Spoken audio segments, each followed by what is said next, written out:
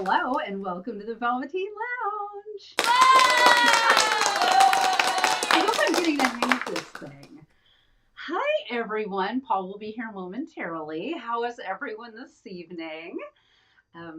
Very excited about this Laverne and Shirley happy hour. Oh, okay. I love that people are saying hi. How is everyone this evening? Oh, there's Paul. Are you joining us? Yes. Okay. He's here. Hello. Hi. Hello. How are you? Hi, Peter. Good to see you. I hope I haven't missed anyone. Yes. Peter, Eric, Lisa, Errol, Arnie, Doug. Yay. We've achieved. All right. Woohoo! How is everyone this Good. evening? I feel good. Well, then the KO. Oh, thank you. I decided at the very late in the game that I wanted to go more Rosie Greenbaum than Laverne Shirley. I should have curled my hair, but I didn't. I decided too late. So anyway, That would have taken a truly tremendous amount of work, I gotta say. That's the kind of thing. Anyway, I find it Thank you, appropriate shirt. Yeah. Is my P the right way? Hi, let's celebrate. I feel like I'm backwards. But No, Laverne your Shirley's P is forwards. facing the right way. It is? Okay. Yeah, it looks like a cocktail glass, but that's on me. I mean, I'm the one who put it there. So. Cocktail glass? I'm Cocktail the one who glass? made it. So. I have to use one of those sometime. I know. Speaking of which. Hi, Clinton. Good to see you. Good to see you, folks. Good to see you, folks. We have both platforms happening tonight. I believe, have we actually managed to merge the comments so everybody can see the comments? Or it's just if I share them. Oh, okay. Got it. So, yeah. So, anyway. If you're missing things we're talking about, it's the other platform, which you can have both if you want. I mean, heck, it's free. I know. It's so far. Next week. Hi, Robbie. Yeah. How are you? Good to see you. Hey. Very good. All right. Yes, people are starting to chime in on Facebook. Yeah. I love it. Very nice. Very nice. Yeah, my K is a little, I pinned it, so it's a little. I'll have to do this. I'll have to do like, we were watching some Laverne and Shirley today, so I'm like, yeah, exactly. Maybe. That kind of thing, you know. Maybe. Shake your money maker.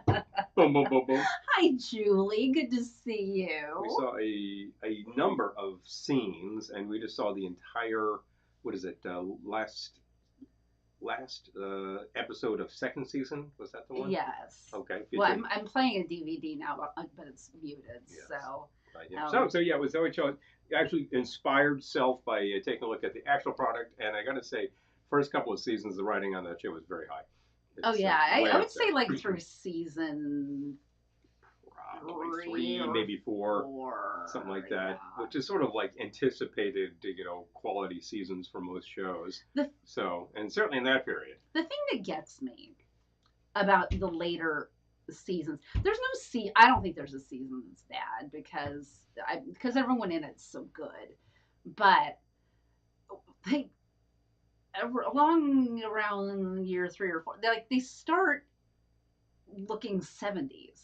Yeah. But it's still supposed to be like the 50s, 1961 perhaps. Yeah. This is like timeline anyway, yes. So I think at the end of the opening credits. There's Boo Boo Kitty. Yeah, Boo Boo Kitty ended up in the end of the bottom of the pond. Yes, so we were watching the Charles Pfister Crane episode. Star Maker to the Stars. Yeah. Most famous impresario in Milwaukee. Hilarious. Yeah. Yeah. Hi, Gettysburg, ma'am. Good to see you. I recall that at the end of the credits for the show, they would usually have, at least as of second bloopers, season, at least second season, they would have the year. And they would advance that every year until they were showing like 1967 when they moved to Hollywood. Hi, Colonel Tag. It's about the end of the show. They're kind of like done with it. Some sweet ballet moves like Carmine. That's more like flamenco, but... Yes. Well, it is that ballet move, but on the camera it looks like that's flamenco. Carmine's got that thing. He's got that sort of spin, and then he steps on one of them. That kind of thing in the credits. Boom, boom, boom. Hi, Karen Ann. Good to see you. I don't know any ballet moves, but I do know how to go from rags to riches. Schlemiel, Schlemazel, Haas & Pfeffer Incorporated. Big hit, 1952, I believe. That would have been Tony Bennett. That's what we're talking about. Yeah. So that's who he's aping there. Big thing. You always remember these things. Watched the show regularly when I was that age, and so did you. And then in some reruns for years, but it was I had no idea what Schlemiel Schlemazel House and Pfeffer Incorporated meant until adulthood, but anyway. When you're that age, unless you're like city-fied, you probably have no clue. No. So, anyway. Such things. I didn't know what the hell they were singing. It took me forever to be like, oh, wait a minute, that's the thing. So you get to that. But you know, and you're talking about that whole 70s vacation. The same thing happened with like the show that they spun off of, Happy Days. Oh yeah. I mean, after a season, and maybe even less than a season and a half, it's just everyone starts showing up with like really long hair and just not looking period at all, except for perhaps for nuts. Except for the Fonz, who still look like the Fonz in his leather jacket, you know, and congratulations, Gettysburg man. Graduate! Woohoo! Yay! Cum laude. Nice. She gathered the laude. We like that. That's awesome. Yes. You know, those who hit the books get the stars. So yes. That is awesome. Good stuff. Boom, boom, boom, boom. Good things happening. Good things to come. Gotta say. And all I can say is that is. Ear came off of the bus. Yes. When someone's drank, there's ear in my glass. Yes. Excuse me. You know. Oh well, my God. So here's the kicker. By the way, I'll just say this to ma'am. That is definitely achieving. Boom, boom, boom, boom. Oh, you got it. Oh, that's yours. That's mine. I was going to say, because we also have. Can you believe we're 11 minutes in and we haven't had technical difficulties yet? I really should not jinx and you know what else? That way. You know what else is not in my hand? I was just thinking that. I'm glad you have those because you know what we do not have? Tried to fix it earlier, but I think all my batteries are dead. I'm going to get some new button cells. I'm attempting to. Normally we do it all on this one computer, but I don't want to click away from. This is what gave us trouble last week. This evening. Things we learned. So we have brought up our recipes on my pad. So it's easy. I'm gonna start.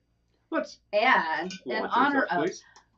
I don't know. Just like today, I had this kind of. I've always thought she was hilarious, but today I sort of received Big Rosie, Laverne Shirley, Rosie Greenbaum. I'm like, she is so good. And then I sort of Googling her today and found out her father was Jesse White in real life. Her name Carol Ada White is the actress, and her father was Jesse White. Hello. Everybody knows Jesse White. He was in he was in everything. Million things in the 50s, 60s. He's all over the place. So I'll take some. Did you get ice? Yes. Oh, and you juice? I did juice. Yes. Oh my gosh. Juice. Okay. And you have. So I'm calling this. You're spraying your towels. So. I'm calling this Rosie Greenbaum, and I'm starting with. We never use vodka, but I'm starting with 2 ounces of vodka, and don't rank on me, but I'm using Tito's because I bought it at Christmas because I needed the Christmas sweater. Yeah, you get the sweater. Every year they put out. Speaking of the sweater. We really don't drink much vodka at all. See, because this bottle is like. I had to ask Paul if we even had any. 5-6 full over here, and we've had this since Christmas. I know some people don't like Tito's. Yeah. But it's the vodka we have. I think that plenty of people. I don't know where I'm at. Oh, got it. Sorry. You know where that went better than I do. I got it. I think people who don't like Tito's tend to be snobbish about vodka, and folks, it's vodka. It's ellipsis vodka. There's very little variety there, except for the milk and Pepsi is cheap coming. Stuff. Trust us. Just you wait. Trust us. Okay, yes, milk and Pepsi is coming. Okay, but for Rosie Greenbaum. Rosie Greenbaum. I'm doing 2 ounces of vodka, a half ounce of Giffard Black Rose liqueur, which I think is going to make a return appearance later in this video. Might indeed. We might just have that inspiration. We've been watching some stuff booning up. I can't say that I'm the type of fan who starts rattling off scripts from episodes, but I saw them back in the day. If we're going to use my pad regularly, we need some sort of waterproofing on it. Well, you could put it up on its stand, and then you could see it, and it would be right in front of you. You can put it on a stand like this? Well, no, you'd have to put it the other way. Okay. All right. Oh my gosh. Okay, hold on. I gotta share this comment. See what? Oh, oh, wow. Yes. there you go. Jesse White, as usual, playing sort of a manager or wheeler dealer. Do that, please. I can do that. Already sticky. Okay, so that was a half-ounce fresh lemon juice. So a half-ounce of the Giffard Black Rose, which is right here. Incredibly sticky. Now why isn't this? I gotta stretch it. Oh, you can just do that right there. There we go. Half-ounce fresh lemon juice. I'm going to use a dash of Campari, and really dash. We just want a dash because otherwise it's for color. Also for a bit of bitter. Use it as bitters, which it is. Really. Rosie could be a little bitter. Rosie had a tendency to be That's very enough. bitter. Okay, that was really. Give me half an ounce of that, will you? Tiniest drizzle. Oh, here we go. Just a bit.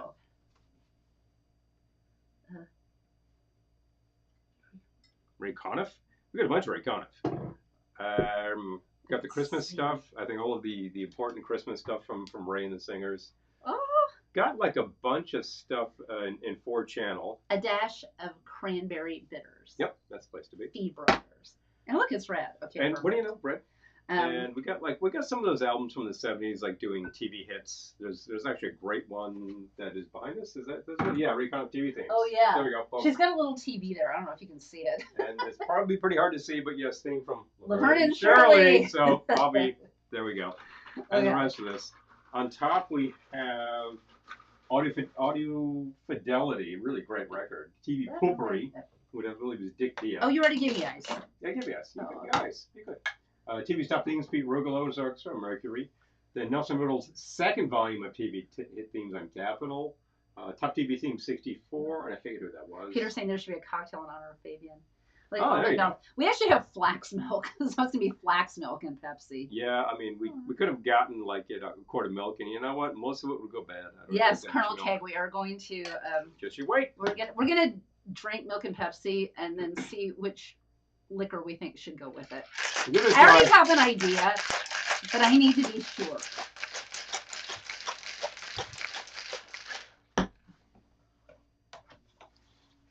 Oh, yes! Happy Wednesday to you too. Happy Wednesday. Yay. Hello, everybody. Hello.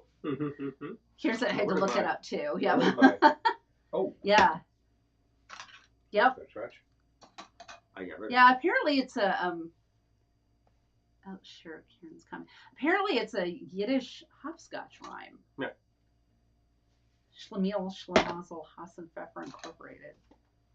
Hassenpfeffer Inc. Do you have any chill glasses? Yes, we do. You're looking for a cocktail, perhaps? Yes, please. Oh, what do you know? I haven't had one of those. The rosy green blonde. Oh, the green blonde. I sounded like squiggy there. Rosy green blonde. Oh, it's kind of pink, actually. Yep. Karen's got it exactly right. Yep. Yep. That's the thing.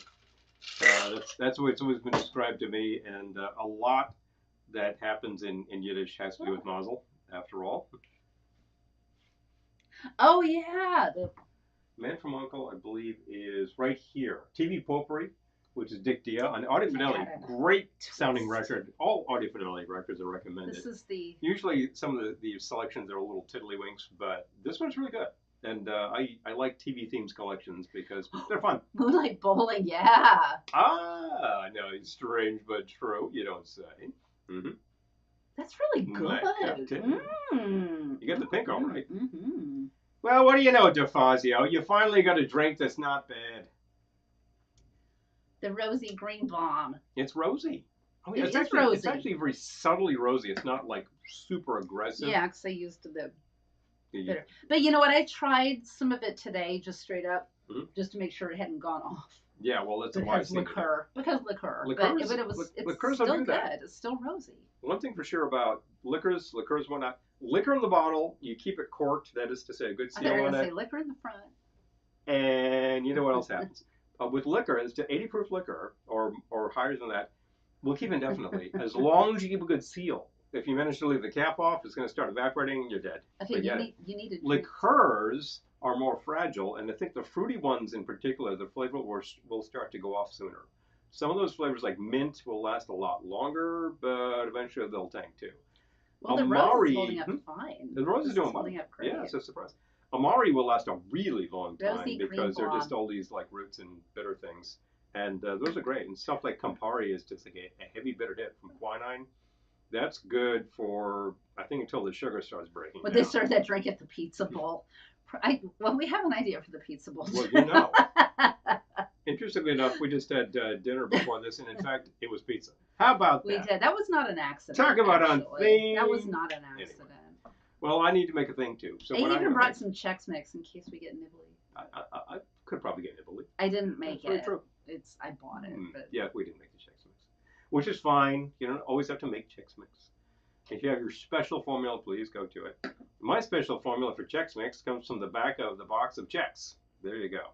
So we're going to make another thing here, and we're simply, in honor of the episode that we just watched. Hey, May! We're going to call this one the Charles Pfister Crane. And in fact, that's Pfister. So let's go with, I figured Pfister was drinking some really ancient material and like some 40-year-old brandy and all that kind of stuff. And guess what? I'm not using that. I'm going to use like about a 2-year-old brandy. I'm going to evaporate even with brandy, the corks on them. At least that's what I tell Lisa. Oh, right. You know, what do I know? I know. Hold on. One day it was there, next day gone. I can do that now. I'm going to grab a shaker. Ooh. Okay. Hello. Bonus. You can do that now. Yeah, Eric, I haven't. We had. I feel like I did have Chex recently. Oh, it was on that one. Maybe around Christmas. I have this one. Christmas. Which I think you have too. No, you don't have that. We gotta go find that. Anyway, sound effects. We got some. We'll get to them. This sucker is gonna start with 2 ounces of a decent brandy. We happen to use Raynal. I think that's probably your best bet for a really good brandy that you would mix with. You wouldn't put this in a snifter, although I like it straight up. It's just not that kind of stuff.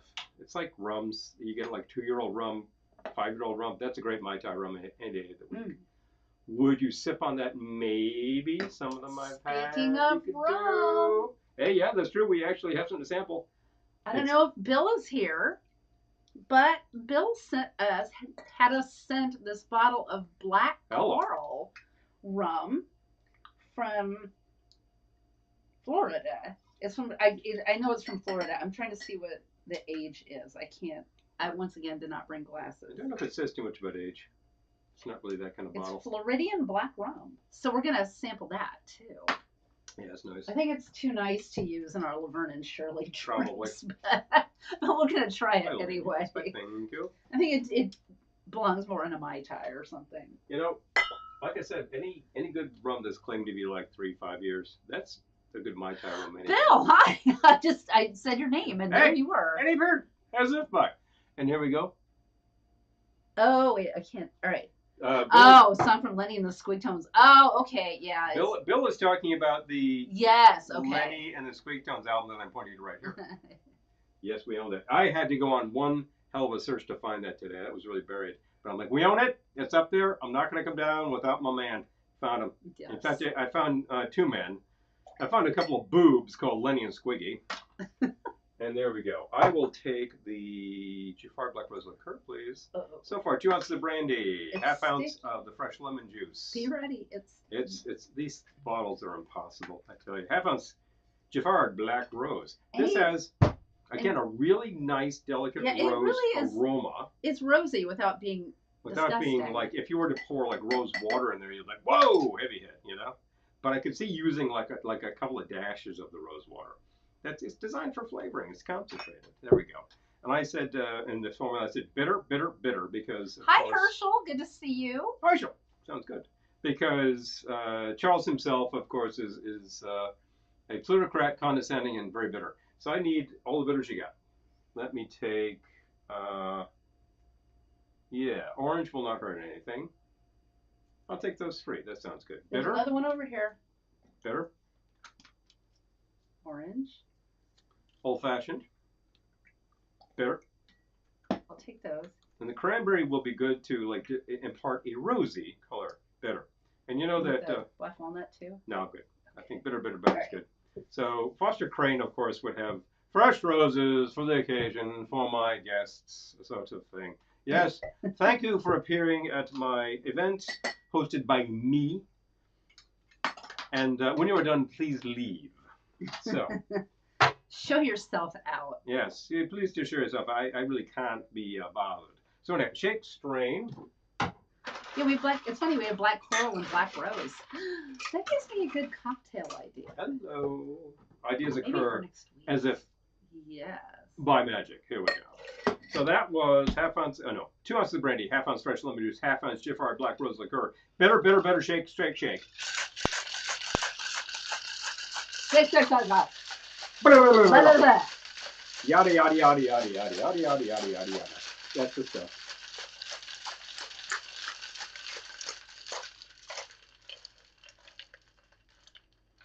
Slowing down there?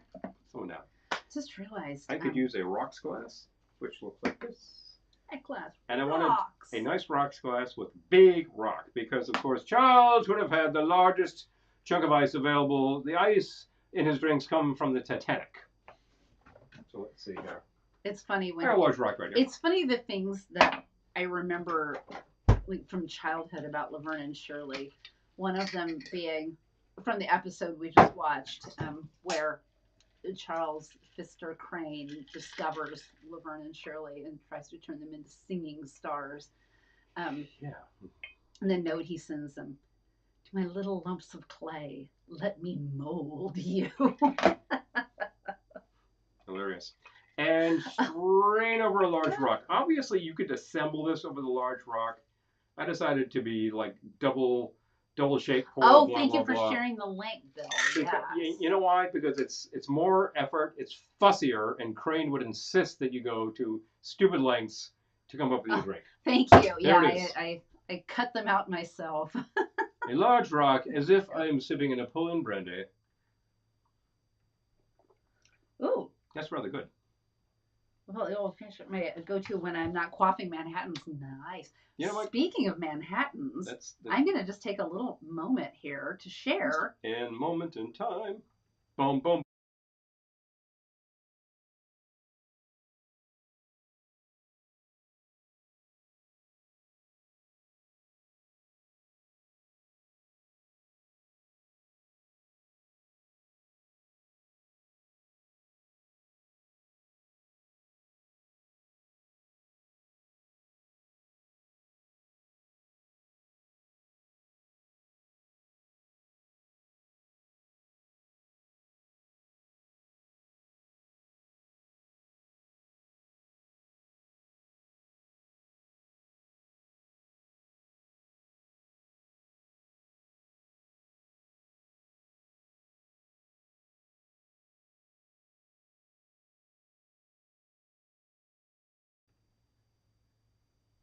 Okay. Oh, that scene is muted. Are we muted? Were we muted? Did you hear anything we said for the past 2 minutes? I can't tell. I don't have a little level indicator telling me that things are happening over here. Okay. Well, hopefully. All right. I'm still getting the hang of this thing. Yeah. Okay. So what I said was. If you missed all of that. Oh, okay. Let's turn your mic on. Thank you. PTV is our tech support, by the way, because they know how to do this stuff. Okay. Mike. I would say wish you were here, but you can drop it in the comments and tell me where I screwed it up. Hello. I'm going to try it again. One more time. I'm going to try it again. But can you tell if your mic is actually on? Hold on. Let's see.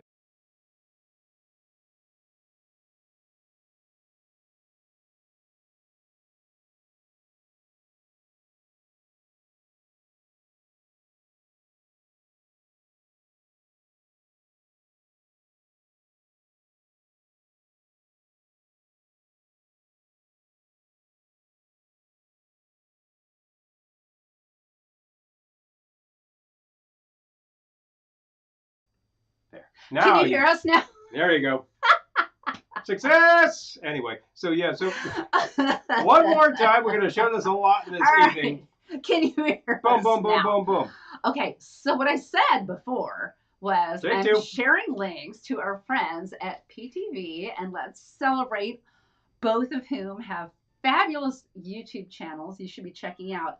And we are doing a collaboration with LCTV on June 1st at 3:30 Eastern, which you probably grasped if you looked at the thumbnail there.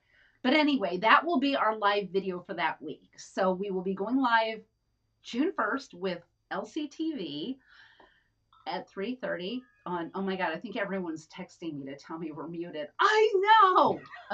I know. Now anyway. I know. Well, see, now you can see your voice dancing around. I wasn't getting that feedback before. Anyway, well, at least we haven't gone dark yet this week, so it's a big old improvement. I see how not to do that now. But anyway, yes, so that will be our live video that week. We're definitely live next week, and then I think the week after too. Years. We're definitely live next Wednesday. We're definitely live the Wednesday after.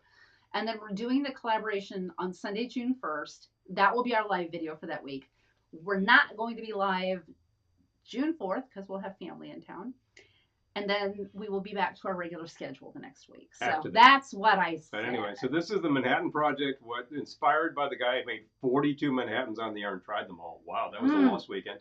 But we will be making fewer, but a substantial number of Manhattans and Manhattan. Oh, Pepper, I'll show you where to change that. Thank you. Items. Thank you very much. Thank you. Manhattans and Manhattan-esque items, and we will actually have not only us, but we will have the two fine gentlemen from LCTV and their invited studio audience. That will absorb a little liquor, and we'll be able to remain standing while other things happen. And you know, it's LCTV. There's going to be food. So, hey, it's going to be a thing. So much fun. Okay, so I'm going to go back to us. Us, Cam. Woohoo! Hey, it's us. Hopefully we're not muted. I can tell we're not muted. No, our sound levels. Okay, good. See? You know what it is? We didn't have the sound levels panel up. We did, but it was buried. All these panels. Messy. There are a lot of panels. I tell you. I'm not going to lie. Things you got to get used to. I'd like that to be like a big thing over here that was kind of small, but it's actually a really huge panel. So, yes, we're live next week. We're live the week after. I got to look at a calendar. But I think we're live the week after, too. And then, and then June 1st, Sunday, June 1st. Yeah. Not June 4th. And then we'll be back the following week. There we go. So, yeah. Oh, and I definitely agree there.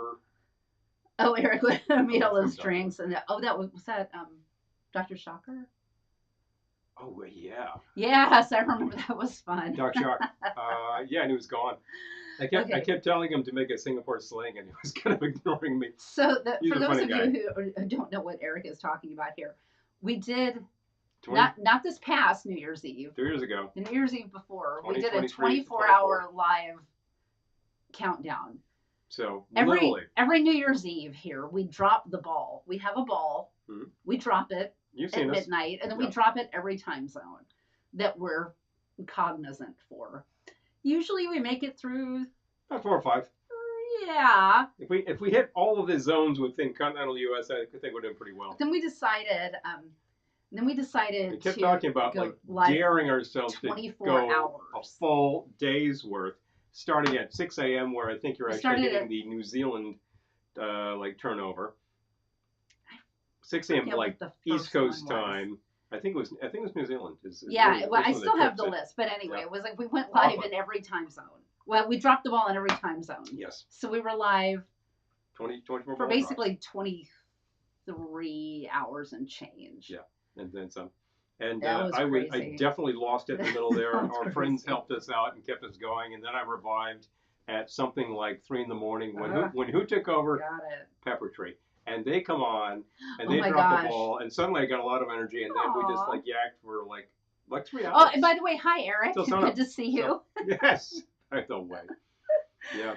24-hour shows West. Oh my gosh, we had so much. We're so glad you joined us. Eric joined us. Who else joined us? Oh, Gettysburg Ma'am joined us. Yeah. Devin joined us. Dime. Mikhail. Who else? And Mikhail and Bobby John. Did Mad Libs for like a couple of hours. It was so fun. Really, it was crazy, stupid fun. I mean, it was goofy stuff that I love. And Ma'am actually did a bunch of trivia. I think about even bring a gay disco ball. Oh, maybe we'll do it again. We should like all get together like PTV. We should like meet somewhere and do a New Year's 24 hour. Oh man. Oh my god, my brain's exploding. We need a crew for this. We do. Yeah, staff. There you go. Oh, funny stuff. Gettysburg Map. Yeah, she had great trivia, right? No, it was just really she had amazing trivia. Fun stuff that was stumping me. I'm like, I don't know, it's one of those things.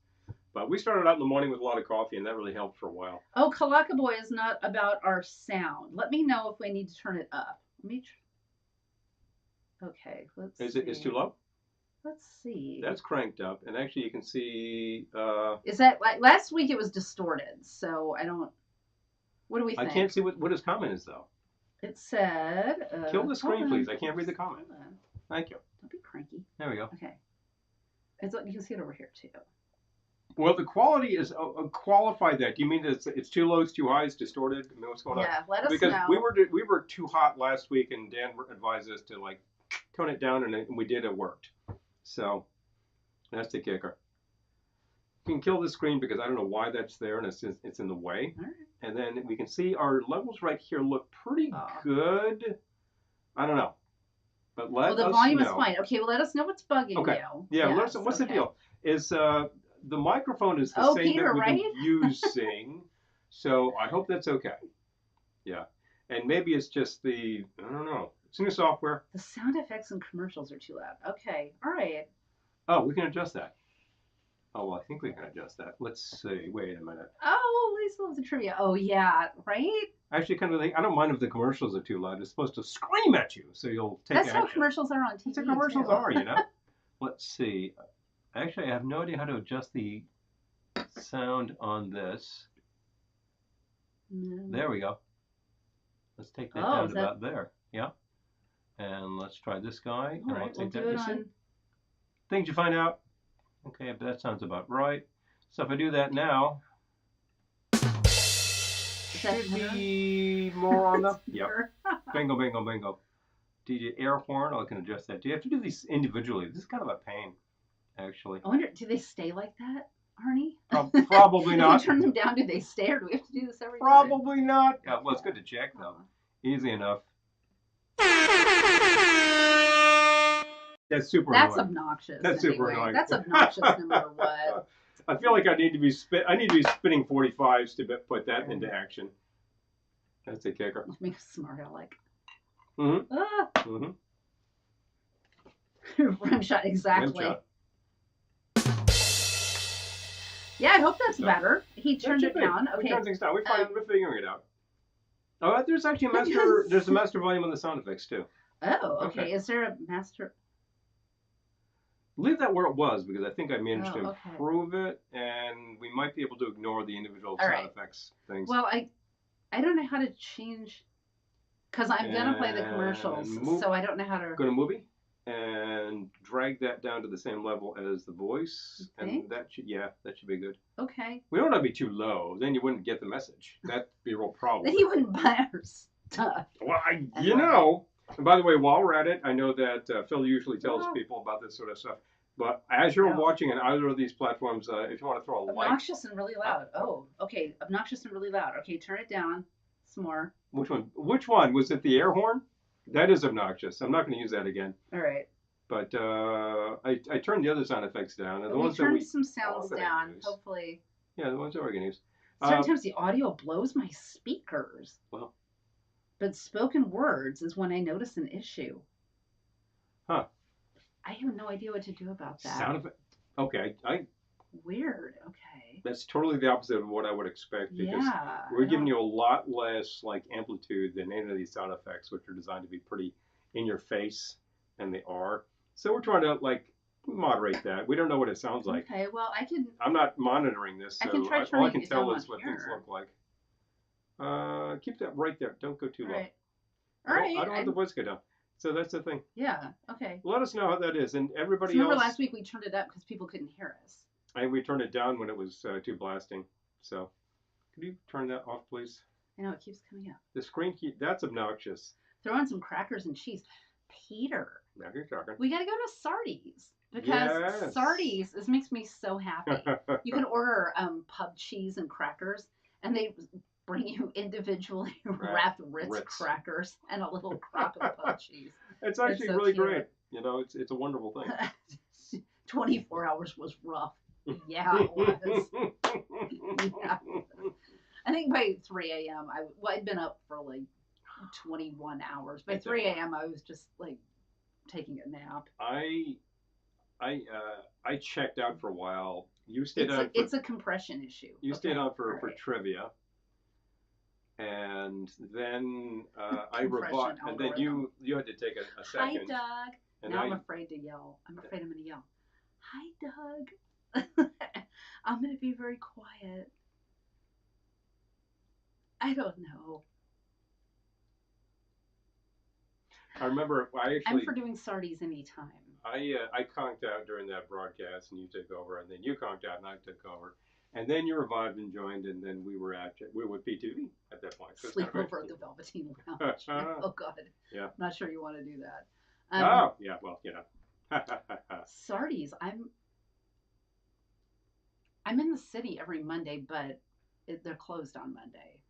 So big or dark. Tuesdays is actually really a good day for me for various reasons. I think if you're on a Tuesday, that's not bad for you either, because we've got like plenty of time to decompress and revive to do this broadcast the next day. Is there a way to train for a 24-hour show? Oh, well, you know how it is, Bill. I think that you just have to, you go into training as if you're into competitive eating, except that it is, well, not eating per se. Although we definitely ate during the show. We had snacks. Oh, Peter's asking about Saturday. I have gigs on the weekend. I could do a weekday. Weekdays is good. Weekdays is great. I know that's probably not good for you, but let us know how you can arrange your schedule. I am now completely. Because I know that, like me, I'm on 5 days a week unless I take days off, like I am this week, so that I can see the family. Rosie's gone. Rosie was good, but she's gone. Rosie Greenbaum is gone. Okay. But if I need a day during the week for whatever reason, I just take personal time. So hopefully you've got that option too. And I know that can be rough with certain jobs. So okay, the voice mic is hardly compressed. I have no idea what to do about it. I'm not a. He's the sound guy. He's the sound guy. No compression on the voice mic. Well, let's see here.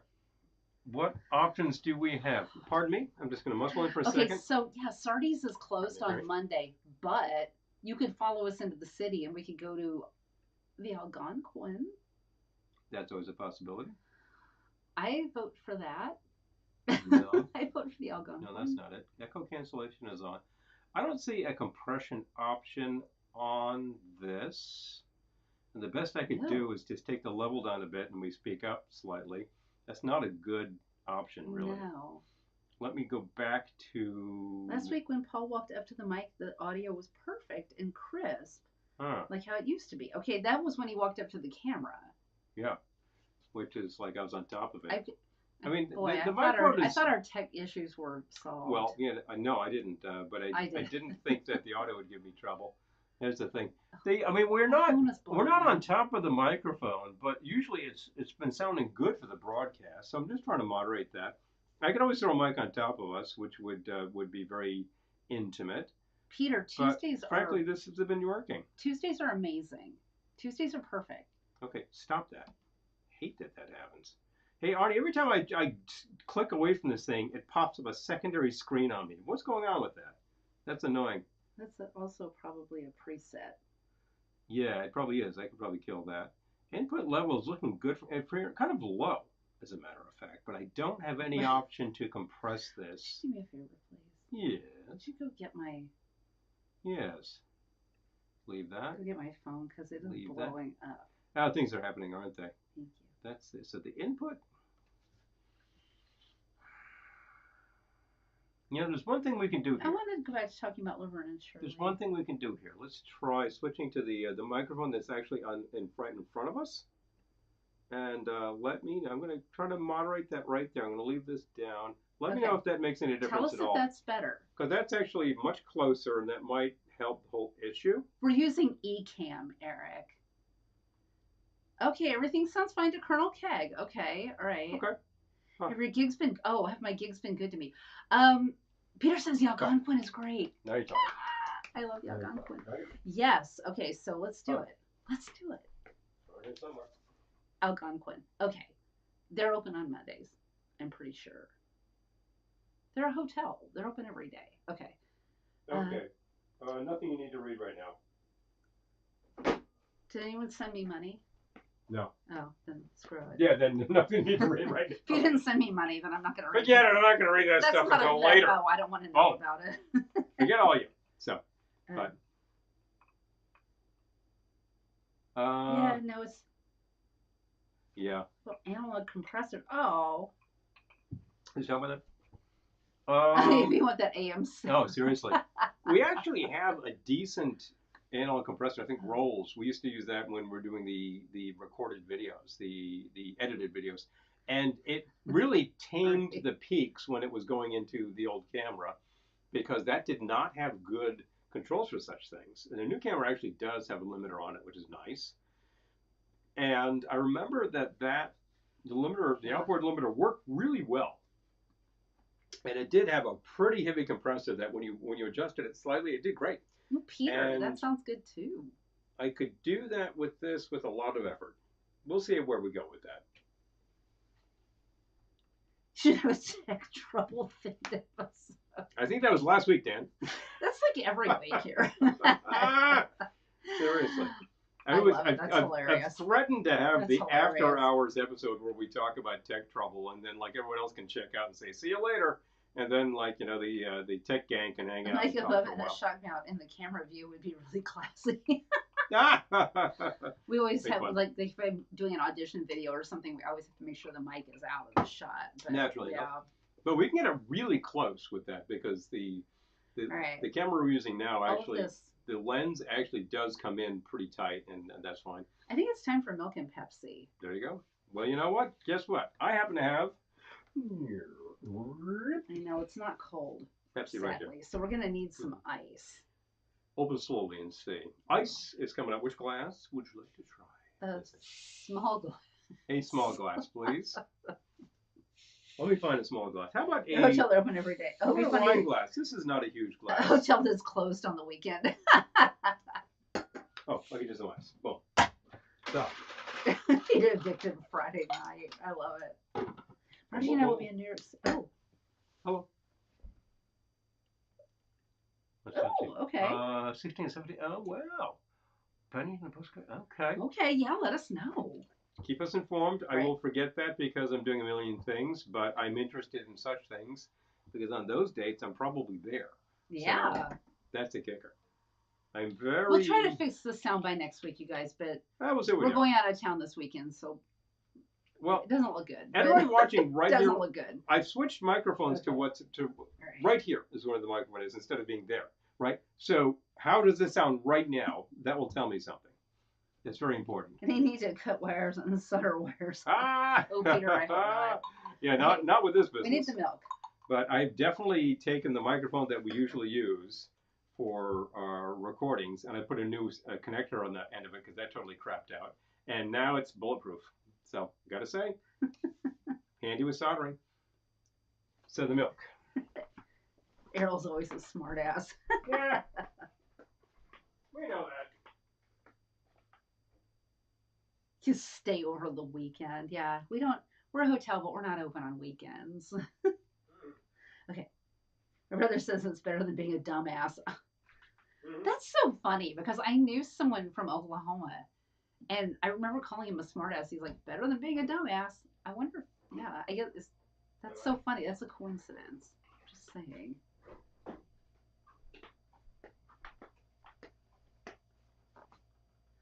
you.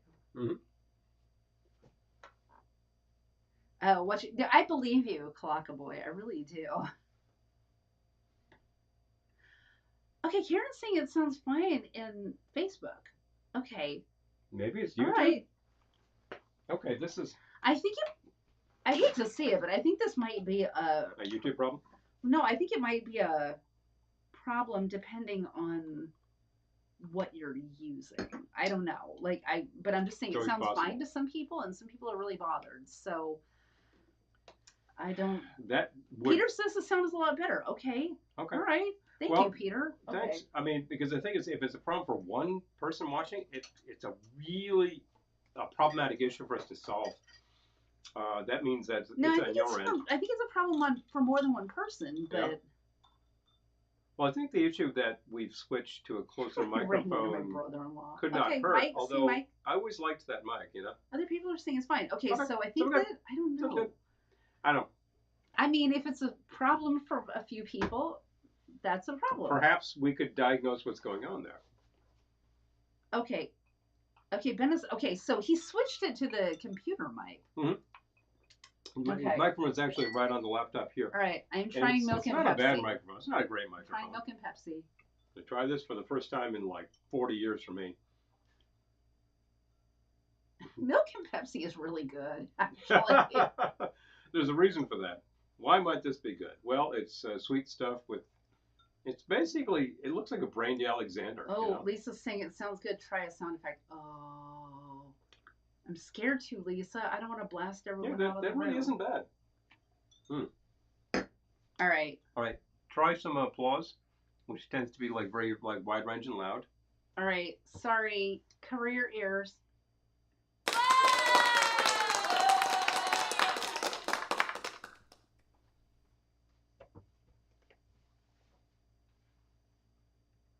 Okay, Gettysburg Ma'am says it's on the low end, but can hear us. Okay, all right. Okay. Jeremy, yeah, this is flax milk.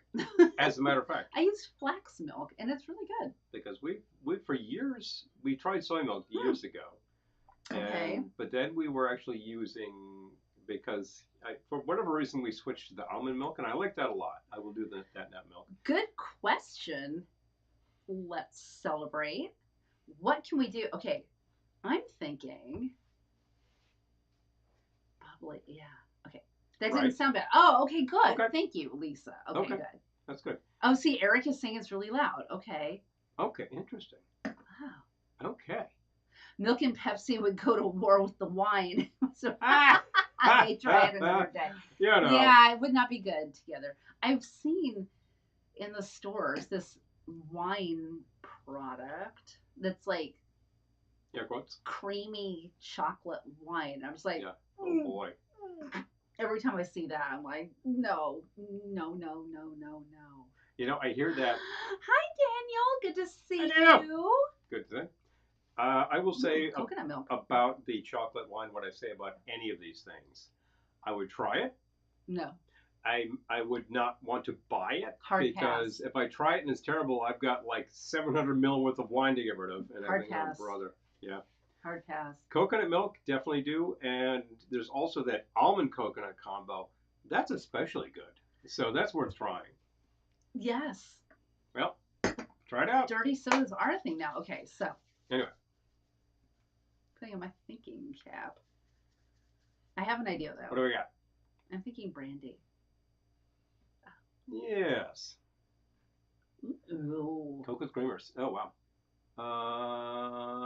Wasn't bad. Okay. I have some ideas. Okay. Well, you know, vanilla Coke is a thing. And we were just mentioning earlier that didn't your grandparents used to do Coca-Cola and orange juice? And that just sounds so wretched.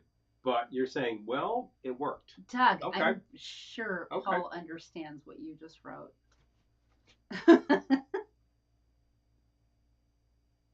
Yeah, that's the kind of thing we probably have a chocolate wine. A not unrelated issue happening here with types of sound being ported. And bear in mind, we're sending this out. This is going out to you in tiny little pieces, and it arrives through various channels at your conduit, and then has to be reassembled. It's sort of like the transporter, you know? We send it out in particles. That chocolate wine is and then Scotty, gets your coordinates, and you actually get, recreated on the ground. That's what's happening here. A lot can happen in between, and sometimes it goes really, really wrong. Our meal likes and dislikes. My only quirk is I don't eat baby animals. So no lamb, but or veal. No veal, but yeah. But beef is okay and mutton is okay. I just don't eat baby animals. We do mutton at It's an aesthetic thing. Well, that's the thing. We do mutton at Keen's, and that's virtually the only place to get it. I don't know any other place where you can do. But mutton is older lamb. Aside from not eating baby animals, I think I'm pretty. That's a kicker. 7 weeks till Ohana. Yeah, seriously. I was thinking that. Daniel. I was thinking that the other day myself. Yowza! Oh, wow, that's a kicker. I think I just peeked things out. Does the milk and Pepsi taste like Kahlua and milk? It's definitely got a kind of egg cream vibe going. Yes, I'm going to say no on that, Lisa. But yeah, I'm going to try it again and tell you what I think is going on here. Chocolate wine, Peter. It looks disgusting. I haven't even tried it, but just in the bottle, I'm like hard pass. Hard pass. So Peter, don't buy that. But we're gonna have to find somebody who does buy that, and we will try it, and then you'll decide whether that's the most hideous thing you've ever had, the second most hideous thing you've ever had, or actually the twice most hideous thing you've ever had, and then you won't have to go buy it yourself. Oh yeah, lemonade. Yeah, that's an Arnold Palmer. That's an Arnold Palmer. Right? Yeah, that's brilliant. You know, that's a classic. Wonka vision. Wonka. Exactly. Right. It's Wonka vision. You're seeing this through Wonka. So this is very egg cream. You're right. Okay, Eric liked StreamYard better. Okay. Okay. Let's have Coke with water ice cream once. Water ice. Okay. That sounds good. Okay. Water ice. Okay. Oh, hot countdown! Yay! Oh, Daniel just submitted your cocktail contest entry. Woohoo! Yay! I love it. Awesome. I love it. Entries. Did you do more than one? Hello. I'm actually going to be able to watch the cocktail contest this year. For once? Yeah, I'm very excited. For the first time ever? Yeah, Coke with vanilla ice cream is great, Oscar. I completely agree. Oh, yeah. Well, that's your classic float right there. Egg creams. People think root beer, but Coca-Cola certainly works for that purpose. Pepsi, hello, and... It was like a boozy yoo-hoo. Yoo-hoo. Amy's got a bottle of wine for us. Excellent. Thank you, Amy. I will admit... You're so good to us. I will admit to being very fond of I have an idea. The egg cream. Certainly chocolate is good, vanilla is good, and guess what?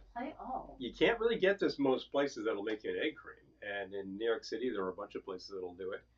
But you can make a coffee egg cream, and that is like the bomb. That is right synchronized with Rhode Island favorite coffee milk, which is pretty hard to get other places. And then, of course, you have that lemonade thing in Rhode Island, too. But that's a different subject. And you would not mix that with milk. It will curdle. It'll be horrible.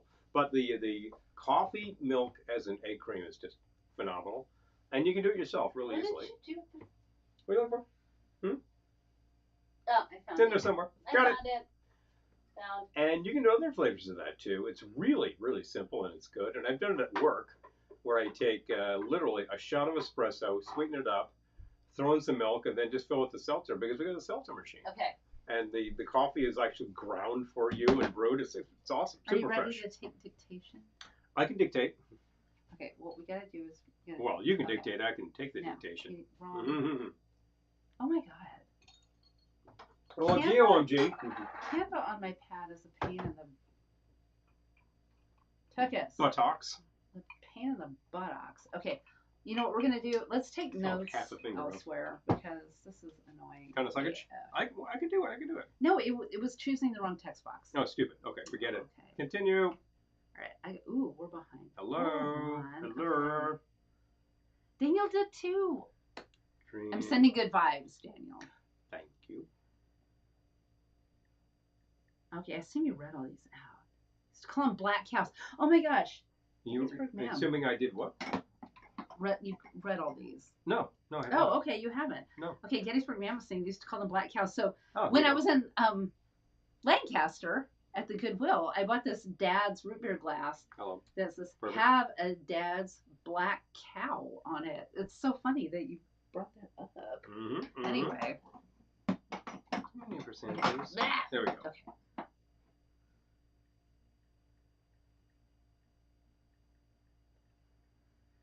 Laughing because when Lisa wasn't looking, I drank some of her champagne out of her glass. Ah! I only do that when Paul's asleep. I mean, I would never do that.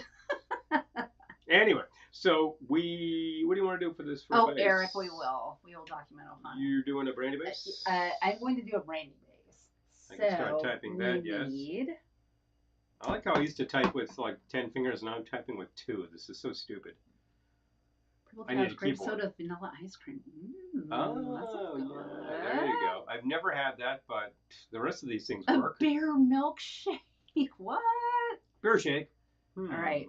Interesting. People would do all sorts of things during the Depression, wouldn't they? You needed to get you nutrition. I'm telling you. Oh, Peter, 100%. Lemonade with an orange liqueur mix. Well, yes, Easily. 100%. Easily. If you were to make lemonade yourself, where you're just like, I squeeze lemon. Steely Dan told us to drink a big black cow. Okay. You squeeze lemons, you add sugar, you stir, make it cold.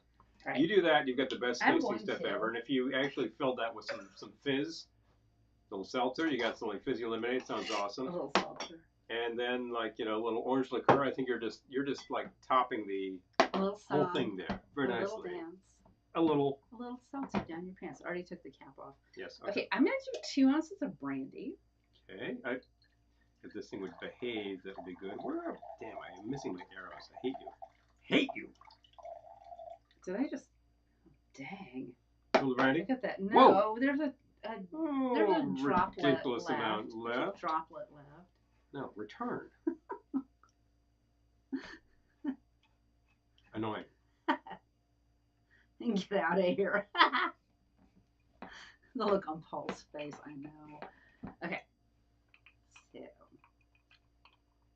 By the way, I can always make myself another. 2 ounces brandy. Okay. And then I'm going to add a little Frangelico. Okay. If I can get the cap off. Okay. Got it.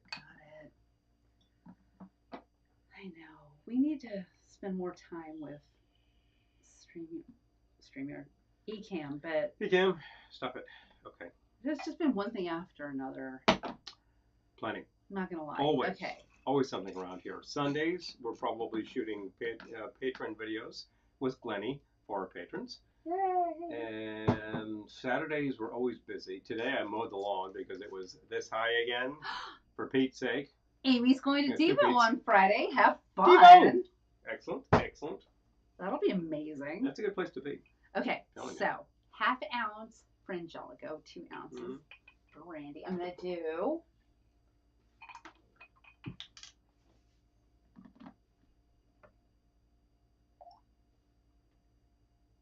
¾ of an ounce of flax milk. You could probably also use coconut, almond. I wouldn't use dairy milk. We have a recommendation against doing so. And if it's going to curdle, your drink will be horrible. So don't do that. We don't keep dairy milk around anyway. It doesn't last. It doesn't last for us. The last time I had dairy milk and I had like maybe a cup left, it started getting thick. And I'm not talking yogurt. So not good. Wait. Yeah, there's a bug in here. There we go. Boom, boom, boom, boom. I don't feel like juicing citrus. Make a thing Esther referring to as chemist lemonade, sugar, water, and dry citrus. Oh my gosh, is it good? Okay, I'm going to shake this much of it.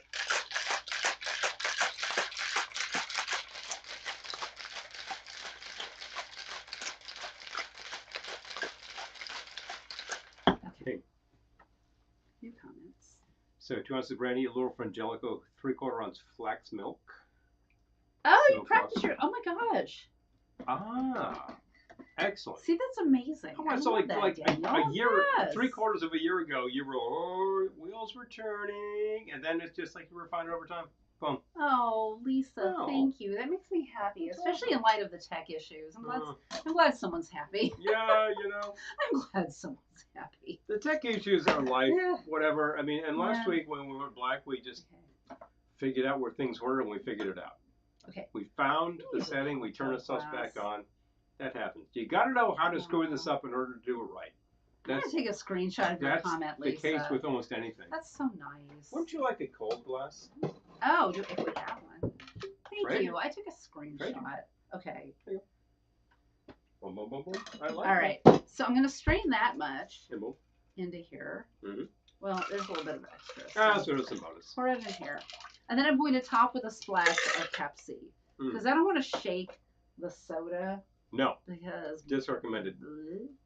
We have some friends who used to do a beer review show. I think they were in Texas.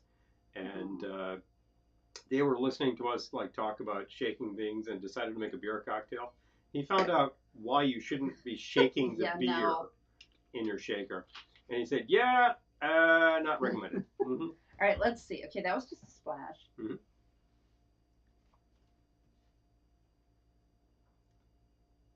That's pretty darn good. That's all the Pepsi you need in there? I called it milk and Pepsi and class. Well, that's right. I know what I was going to ask you all. Oh, that's quite good. Oh, yeah. Ever make a drink monkey brains? No. Sounds disgusting. Does it have banana in it? But I'm interested. I'm curious. Yep. We've heard of the. Does it have banana? There is the monkey gland, and then of course there's the brass monkey. Thank you, that Eric. funky monkey. Everybody knows about the brass monkey. Thank you, Eric. That makes me very happy. I think I looked up what was in a brass monkey, and I thought, no, that's too bad. Probably could be improved.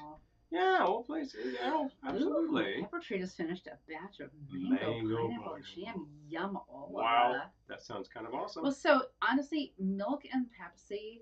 Ooh, 14 jars are filled. I love it. Milk and Pepsi is good. I mean, I would probably do Coke. I come from a Coke family.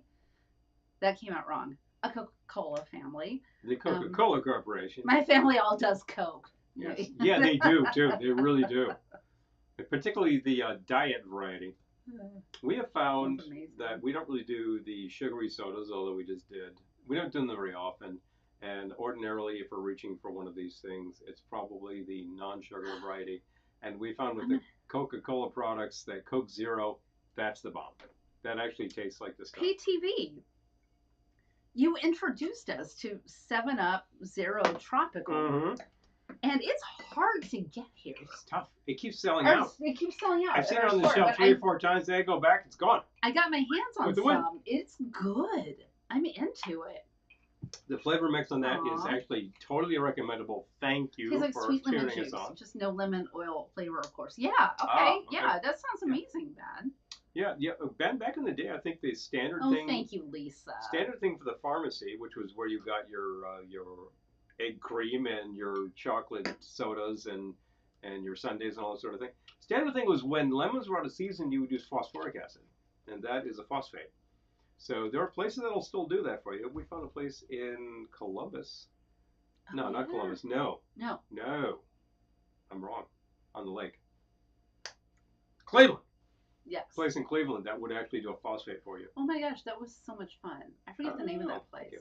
I am totally spacing that. It's an ice cream joint. Mm-hmm. They had excellent ice cream, and I had a choice of ice cream or a phosphate, and I said, I'm going with the ice cream. We got a recommendation from the guy at Sweet Lorraine. Mm-hmm. Have you tried it? It's good. No, actually, I have tried it. Aww. Yeah, it's really quite good. It's really surprisingly good.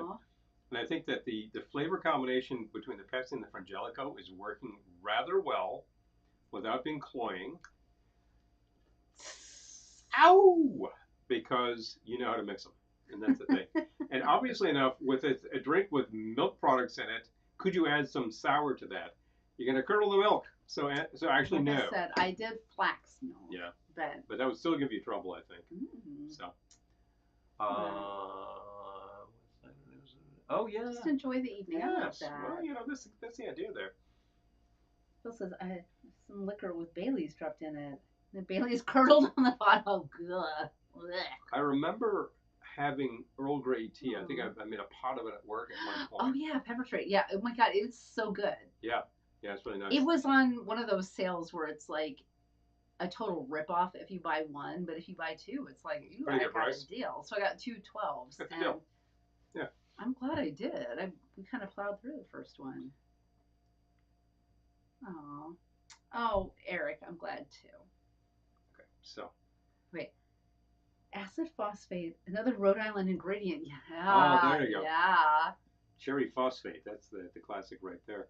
And phosphoric acid is a major ingredient in most sodas. I believe you'll find it in the Pepsi and definitely in the Coca-Cola. So let's see here. The Coca-Cola? That's not what I was intending to do there, no. What are you looking for? I'm looking for Canva. What the hell is it? Oh. Look right here? No. It's in here. Okay. There you go. Milk and Pepsi. And see what I'm telling you? You can't. It's just choosing that. It's going to be easier to. Oh, you did it. I was going to say it's going to be easier to do on the laptop. Being a pain is what it is. Yes, it is. Yes. It is being a pain. Total pain. But honestly, pain in my ain. Milk and Pepsi. Laverne Shirley onto something. Not so damn bad. It's like the poor man's shake. I don't know. Some kind of thing. It's got, it definitely has an egg cream. It's a floaty consistency idea. going about it. Yes. Because you're adding the milk product with the fizz. Mm. And those two things do work. And then you add another flavoring to it, the chocolate sauce, the vanilla sauce, that kind of thing. Return, and what did we do with Earl this? Grey tea. Oh, yeah. I was just saying Gin that and at one Dr. point, years ago, I made a whole pot of Earl Grey tea at work, and we were enjoying it. And one of the guys, I believe was Irish, and he added milk to it, and the milk curdled. Because Earl Grey has a citrus ingredient to it, which is the bergamot. And this was the problem. I'm like, wow, what happened there? It's like, I never thought to add milk to that tea, and you shouldn't. So that might be, the phosphoric acid to dissolve the CO2 in the soda. Okay. Oh, okay. That might be why I had Earl Grey with milk one time, and I was just like, oh. And for the longest time, I was like, oh, I don't like Earl Grey. No. But now you're okay with it. Thank you. Yeah, black. Yeah, take it black. Not with milk. Blah. To me, the killer application is Earl Grey with honey. That flavor just does it. The honey has a very specific sweetness. I like it in my tea anyway. Earl Grey, it's the bomb. That's the thing. Now I don't. The Earl Grey that I will go reach for every time, Bigelow. That's the standard right there. Well, now I don't do any sweetener in my tea. No. So I just like my tea black. Black. And coffee. Black. Just drink my coffee black, no sugar. Now, did you add? No, I see what you did here. Yes. Who puts milk in tea anymore? British people. Irish people. Irish people. Mm-hmm. Why would you sully gin with Dr. Pepper? Sully your mouth with ranch. Anyway, sorry, I tease. That was still cracking me up. We could make jokes about ranch soda, but such things exist. Oh, carbonic acid is dissolved. CO2. Oh, there we go. I almost failed. Carbonic acid. I almost failed chemistry. But you didn't. I didn't. I passed with a D. So that's a passing grade, huh? I always put milk with water for my mandatory coffee. Okay, yeah. Yeah, you know what? I stopped taking milk in anything after I got some bad milk in some tea. And I was like, oh, I don't ever want tea in a beverage again. But if that has not happened to you, then good. Always check your milk. Good, yes. Particularly if you work in an office in Manhattan and it's the summertime and that milk has been sitting on the loading dock for who knows how long. I don't care what the freshness date. I don't care what the freshness date says or how cold it is. Sniff the milk before you go. Because I've definitely seen lots of milk go by the wayside. We're sharing this because then we got to do our next masterpiece. Mm-hmm. I'm pretty excited about it. Meister Brow, baby. Let's go. I hope we have enough brandy. Well, if we don't, we're going to choose something else now. Tequila. Aren't we? Tequila works just fine. Pardon me while I take care of a little business In today's over educational system, it's a passing grade. I passed. Ugh. I graduated. Yeah, one hastes to say. Okay, there we go. Thank you. I'm getting an A in mixology, which really, would you rather I got an A in mixology or chemistry? Here's the simple fact. You will probably get very high grades in courses which you study intensely. I'm thinking about Gettysburg Ma'am's daughter, who has just aced it. I bet she chose well. Okay, so here's the thing I learned. Not in chemistry, because I was not paying the slightest bit of attention. You were paying the slightest bit. That's what we're going to do. No, that's not why I got a D. No. When I got to the second of 3 colleges I attended, I had a 4.0. And then I had a 3.95 at the second college I went to. So here's the thing I realized. I learn a certain way. And if I do not learn the way you teach, you could trouble. Sit there with me going, here's what you do. And I would just be like, no, my brain would just reject. Out to lunch. My brain is on the beach. Checked out. Gone. But if you put it in a way I understand, I'm going to get an A in your class. So teach well, people. Because I took science classes after that, and I got A's. It's just that guy was boring AF. And it sounds like most science classes I can name because these guys teach. When in doubt, tequila. Amen, Amy. Couldn't hurt. Thank you, sister. Well, it could hurt, but like if you treat it well. Flavored creamer rather than sugar. Oh yeah. Oh, okay. My tea, no coffee for me. Yep, I'm a coffee addict. I hear that. I did not do. I'm a coffee addict. I did not do coffee until about 2000. I was working on a job where the guy brought me a coffee every day. He's like, "You want a coffee?" I'm like, "Yeah, okay." And I started drinking. I was like, "This is super good coffee." And I was like, "I think I've just had terrible coffee for years." Oh. And like that instant stuff is, oh man. Gettysburg Ma'am. Okay, I don't know if she's seen this. Was a candy shop in Gettysburg. Who knows?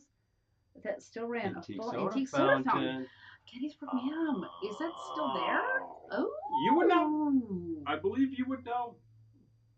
Yeah. Bueller. That's me to this day. If I'm not into it, I don't care. Like, you could be screaming in my ear with a megaphone, and I'm like, nope. Unfortunately, I did well in chemistry and food science. I would. I mean, I find them interesting. I do. I find science interesting. I'm a science girl, but the way it was taught in high school, I'm like, nope. What's that? I learned Navy. Okay. Learned very well off a chalkboard. Oh, the hands-on was an eye-opener. Yes. Yeah. Yeah, that's the thing. Like, if I can put my hands on it, forget it. I will know it. If I can put my hands on it, I can do it forever. But if you're just telling me, my brain is like, not listening, blah, blah, blah. Amy, I believe you're talking about ELF. I know that there are other things that probably qualify, but we just watched that over Christmas, and yeah, I'm going to say that. Eric's a visual learner, yep. I would say that most people are hands-on learners. I think if they can do it, they got something. If you're trying to describe it in words, then just forget it. You're just totally lost. I find that I can visualize pretty well, and I can kind of think about it and turn over my head, sort of in what was that movie about the chess champion there? Queen's Gambit. Queen's Gambit, yeah. Where she just like put the moves on her head. That was a series. I'm not saying I can play chess. I can't. I'm terrible. But like that was a series, and that was actually very good, and it really encapsulated the idea of sort of like working out the mathematics in your brain, right? Around, yeah. I can kind of do that. I'm just not that good at it. Yeah, Lisa's a hands-on learner. But I would say that I solve problems that way, and if I can turn it around in the head and say that's how that should work, then I'm good. Oh. And then I go and do it. I'm like, that's exactly how I thought it should work. Where did you leave the Shotz? Probably in there. I'll be back. Do you want to gather the rest of the ingredients? I'm not a fan. It is suddenly so hot. I'm wearing a sweater. I closed that window too. Why did I do that? Oh my God, it is suddenly so hot in here. Why did I even do this? Sweating my brains out. All right. All right, so let's get some ammo. Yep, Elf, you got it right. Oh, hey, excellent. World's best coffee. Was it? No, it was really. I feel like we need to do at Christmas. We need to do an Elf. I feel happy hour. We've never done that. Oh my God, I need a paper towel or something. I'm sweating my brains out. It is so hot in here all of a sudden. Air moving, people. I know. Totally. Thank you. Mwah. It's not even that hot here, but okay. So I'm pretty excited about this next drink, which is not a cocktail at all. Not at all. But we could not do a Laverne Shirley happy hour and not involve shots. No, we will not be doing shots. Oh, wait. Oh, let's see. There's a vintage soda fountain. Oh. Oh, wow. Candy shop's been there for 110 years. Oh, my God. Hello. Wow. We like that idea. Right. You know, these places that are just old school, they keep doing it. I'm going to mop myself up. Those old school New England people might remember a product called Maine's Ice Cream that had been made since, I don't know, 1885. And well into the early 1980s, it was still being sold. And at one point, company decided to throw in the towel. And then you could get it for a song at the local places. And I remember like my buddies working at the gas station. They were selling it. Oh, they're selling out this stuff. It's crap. I'm like, looks like pretty good ice cream to me. So that just tells you what my buddies knew, which was nothing. Because like a real classic old school joint that's just all about like our ice cream contains cream, milk, and sugar. It's like, that's all you need. That's it. Nothing else. There were places like that. Some of them have still survived.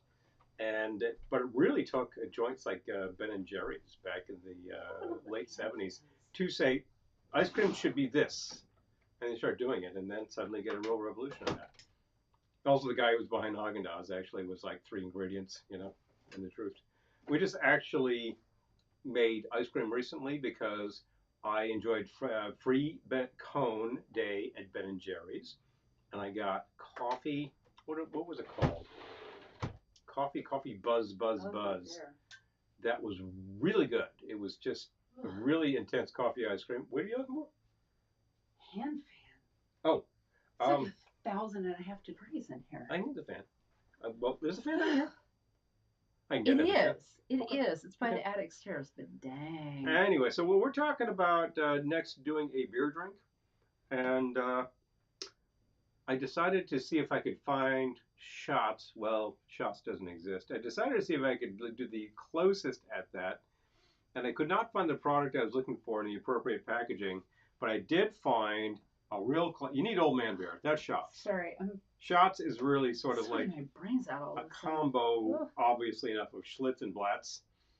Both venerable Midwest beers. But how about a real classic brand from back in the day? It used to be made in, I believe, Elizabeth, New Jersey. And it's still being made by somebody, I believe Pabst. And you can get it in the appropriate container, which is a 40-ouncer. How about Ballantine?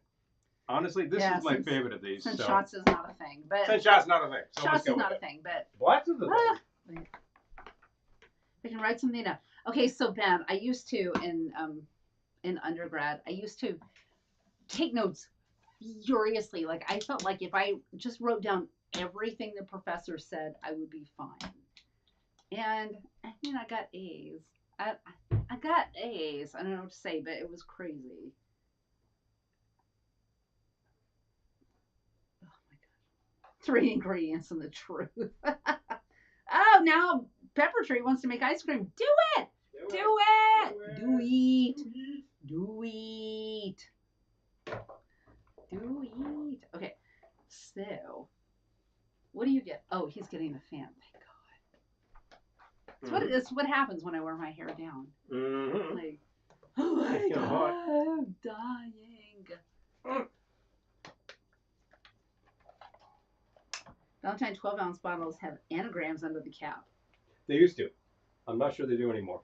Oh. Yeah, I remember that. This one doesn't. Oh, well, this is big. Yeah. This is a 40. They had, what do they call them? Like a Rebus? Rebus. They had Rebuses. Oh, Rebuy? Okay. Yes, I remember those. And there was another brand that did that too, and I believe it was Falstaff. Falstaff used to do that too. And Falstaff took over making Ballantine at one point. Coffee that's why I think they had cream. the caps. Yes, yes. Coffee can. Yeah, that's actually interesting. Want to eat ice cream with Coke as well? Yeah, yes, yeah. There you go. That's the kicker. All mixed together, of course. Mix it up. Ice cream. I have found that, interestingly enough, if you have a really good vanilla ice cream and you have instant coffee, and you take about a spoonful of instant coffee and kind of like mix it in, you will actually start to get instant coffee ice cream. It's really not bad. I've done that. I saw someone make Malort ice cream on TikTok. He was very unhappy with it. I'm shocked. You don't say. Shocked. You don't say. Okay. All right. I can see using all sorts of products all sorts of ways, but Malort does not lend itself to that application. How are we going to do this? Are we going to do 2 glasses? 1 glass? Make one. We'll see how it goes, and then I'll make another. So. All right. So I'm going to make a half. Then. Yes. Well, that works. Okay. Fine. So this one we're calling Shotz in Shots. Shots and shots. So Shot, shots, shots. All of you Laverne Shirley fans are familiar with Shotz Brewery, where they worked as bottle cappers. Mm-hmm. We're like, what if we just made a Shotz Boilermaker and we called it Shotz in Shotz? So I'm gonna do a half because this is a small glass. But pretend that I'm doing a whole drink. So you would put 1 shot of tequila. I'm using El Jimador.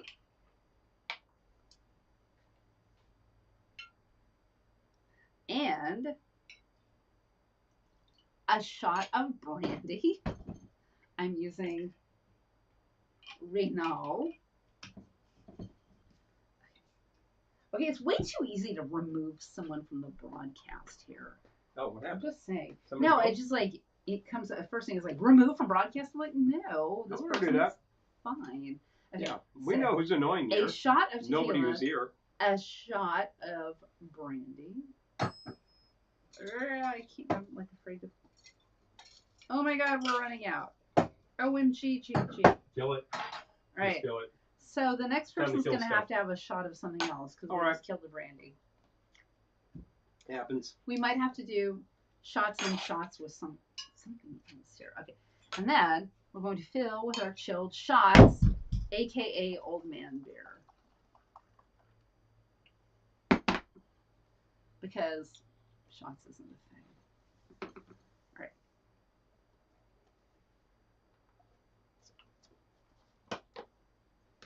That's damn good. You know, Boilermaker's something for a reason. That's damn good. And this is one of my favorite Old Man beers for a reason. Okay, so that was a full shot of the brandy. Oh, right. Amy St. Gansett has those puzzles on coasters. Oh, yeah. Yes. I am reasonably sure that the first beer that did that was Falstaff, but it was probably somebody else. But I'm also reasonably sure that Falstaff was brewing Ballantine back in the 80s. Ballantine, here. Because Falstaff actually was brewing a lot of beers, and they also bought out Gansett, and they drove them into the ground. Ooh, and Pepper then they Tree. drove all the rest into the ground. That sounds amazing. And all of these beers got a really bad reputation because somebody at Falstaff cheaped out, and then they killed Falstaff. I actually managed to have Falstaff at the time. This is good. It's all gone. Back in the 60s, this was a major brand, and all gone. My Lord, someone lost a bad drink. Yes. It's an acquired taste. I like the stuff, but I got to tell you, most people never acquire. I like a lot of really, really bitter stuff, but I don't drink it as a drink. It's more like, I've had too much food. I need to like punch through that. It's an acquired taste that most people never acquire. What we're talking about. And it is, I call it a biker bar dare shot. If you manage to like stumble into one of these joints and a bunch of guys in MC jackets are like, what the hell are you doing here? You know what they usually do is like pour that in the bar and say, drink this. If you can take it, they'll be like, okay, you're good. Some of my friends genuinely like Malort. They're wrong. They're wrong. I wouldn't say I like it. I can tolerate it. We actually drink a lot of much, much more bitter stuff. So you know, Elisa, the first time we tried the actual Malort, we're like, oh, that's okay. You know? We didn't really try the Black Coral yet. Oh my God, hello. we suck. Okay, we suck. All right. You know, we do not suck yet. We're gonna try the Black Coral. Working on it. We're gonna have something actually. And of course, the pull tab totally fell off. Pull tab fell off in my hand, as always. That's kind of the way to go. I swear these bottles are a trial. So let's see here. Shotz is the Old Man beer. Oh, yeah. Schmitz or Schlitz? Yeah, which one are we talking about? You can get both. Which one are we talking about, Bill? Because I've certainly heard people call it that, and they're being funny. But Schlitz, absolutely. Schmitz is still around. Bill's dad worked at Rheingold. What? Rheingold. Oh, my God. Rheingold is a dry beer. Rheingold is my beer. Rheingold, if you are a New York baseball fan, was served at Mets games, if I'm not mistaken. Whereas Schaefer was served at Yankees games. So that's a big split right there. We're going to need to have a taste test for sure of Malort. Well, we could do like Porco and have the Wall of Pain. Wall of Pain. They just have all these different bitter things. They have Malort. I feel like the most bitter thing they had was the most bitter the Spumato. Did they have Rabarro? It was just funny because they thought like, oh, this will be funny.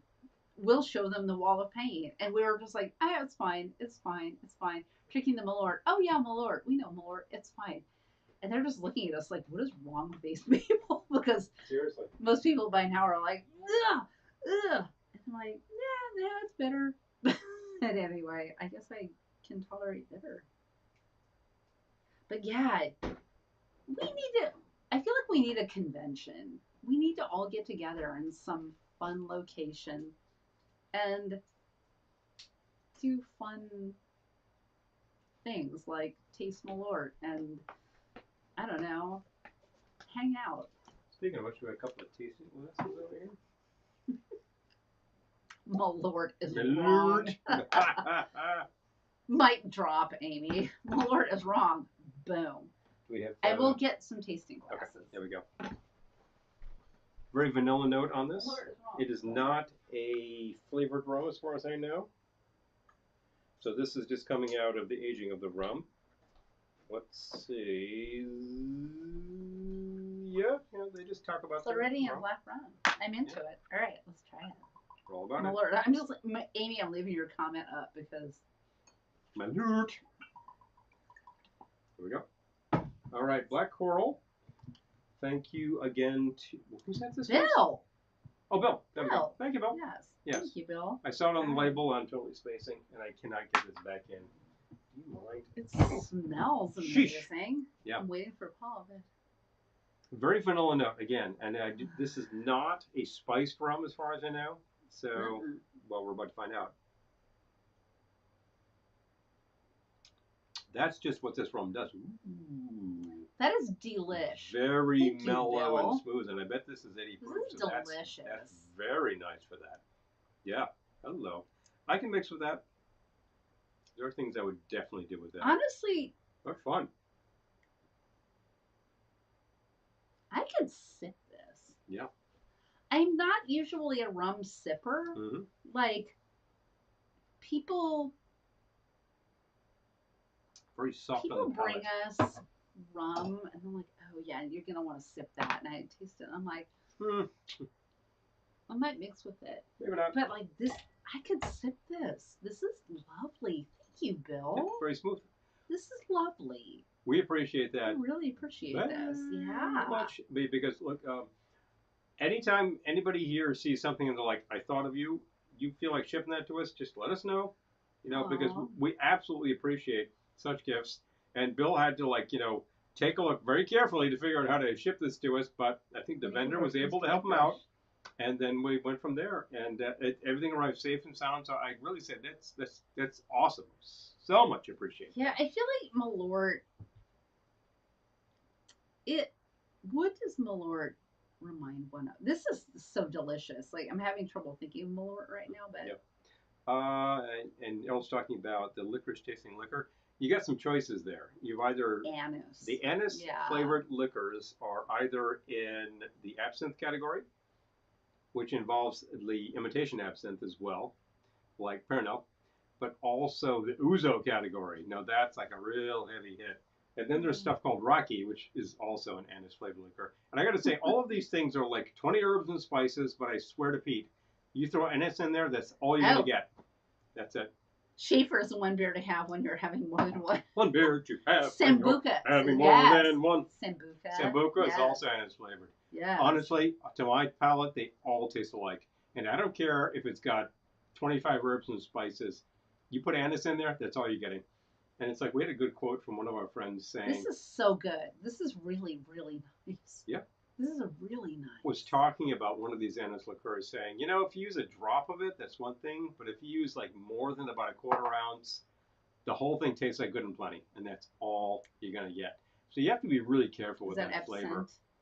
It was probably talking about Pernod, actually. Oh, yeah. But yeah, it's like if you add 2 drops of that liqueur, 2 drops of absinthe in a tropical drink. That was an old trick from Don Beach. Bill, we will be sipping this. We will not be mixing with this because this is beautiful. Thank you again. Thank you. This is so nice. Seriously. I'm flattered that you thought of us because this is lovely. Anyway, I need a shot in a beer. Because it's the end of the day. Because it's the shank of the evening. That time of day when you can say. I'm not saying that Malort will be at Ohana, but if you know the enablers, I'm excited for Ohana because I'm doing way less stuff than I've done in the past. I will note this, Daniel. I will be enjoying the room crawl. I will be enjoying the cocktail contest. I will be enjoying whatever hijinks come my way, and I'm available for all of it because I'm not going to do too much work this year. You will be enjoying the hijinks. You may be creating the hijinks, but that might be your cousin too. My cousin will be there because she'll be around. Glendora, trying to keep her away. She'll say she doesn't want to go. And I don't want to go. I don't want to go. I was too much trouble. Oh, I don't want to go. Daddy's not going to drive me. Oh, Joey June is not available. But you know what? She'll say she doesn't want to go. I don't want to go. I don't want to go. And then she'll be there being like, I'm in charge. Yeah, she gets FOMO and she has to show up. Well, the thing, I'll say this about the Malort. It will probably show up, but you will not be bringing it. Because I know your opinion of the stuff. And you know what? Yeah, you're right. Amy. Yeah. Oh, thank you. Thank you so much. We love you all so much. I will say this about the Malort haters. You're not wrong. You're not wrong. The stuff is seriously, the stuff prides itself on being super, super, ass juice. But I drink the stuff. Yeah. El mono de anís. Okay. Yes, that is the case with most of the anise liqueurs will do that.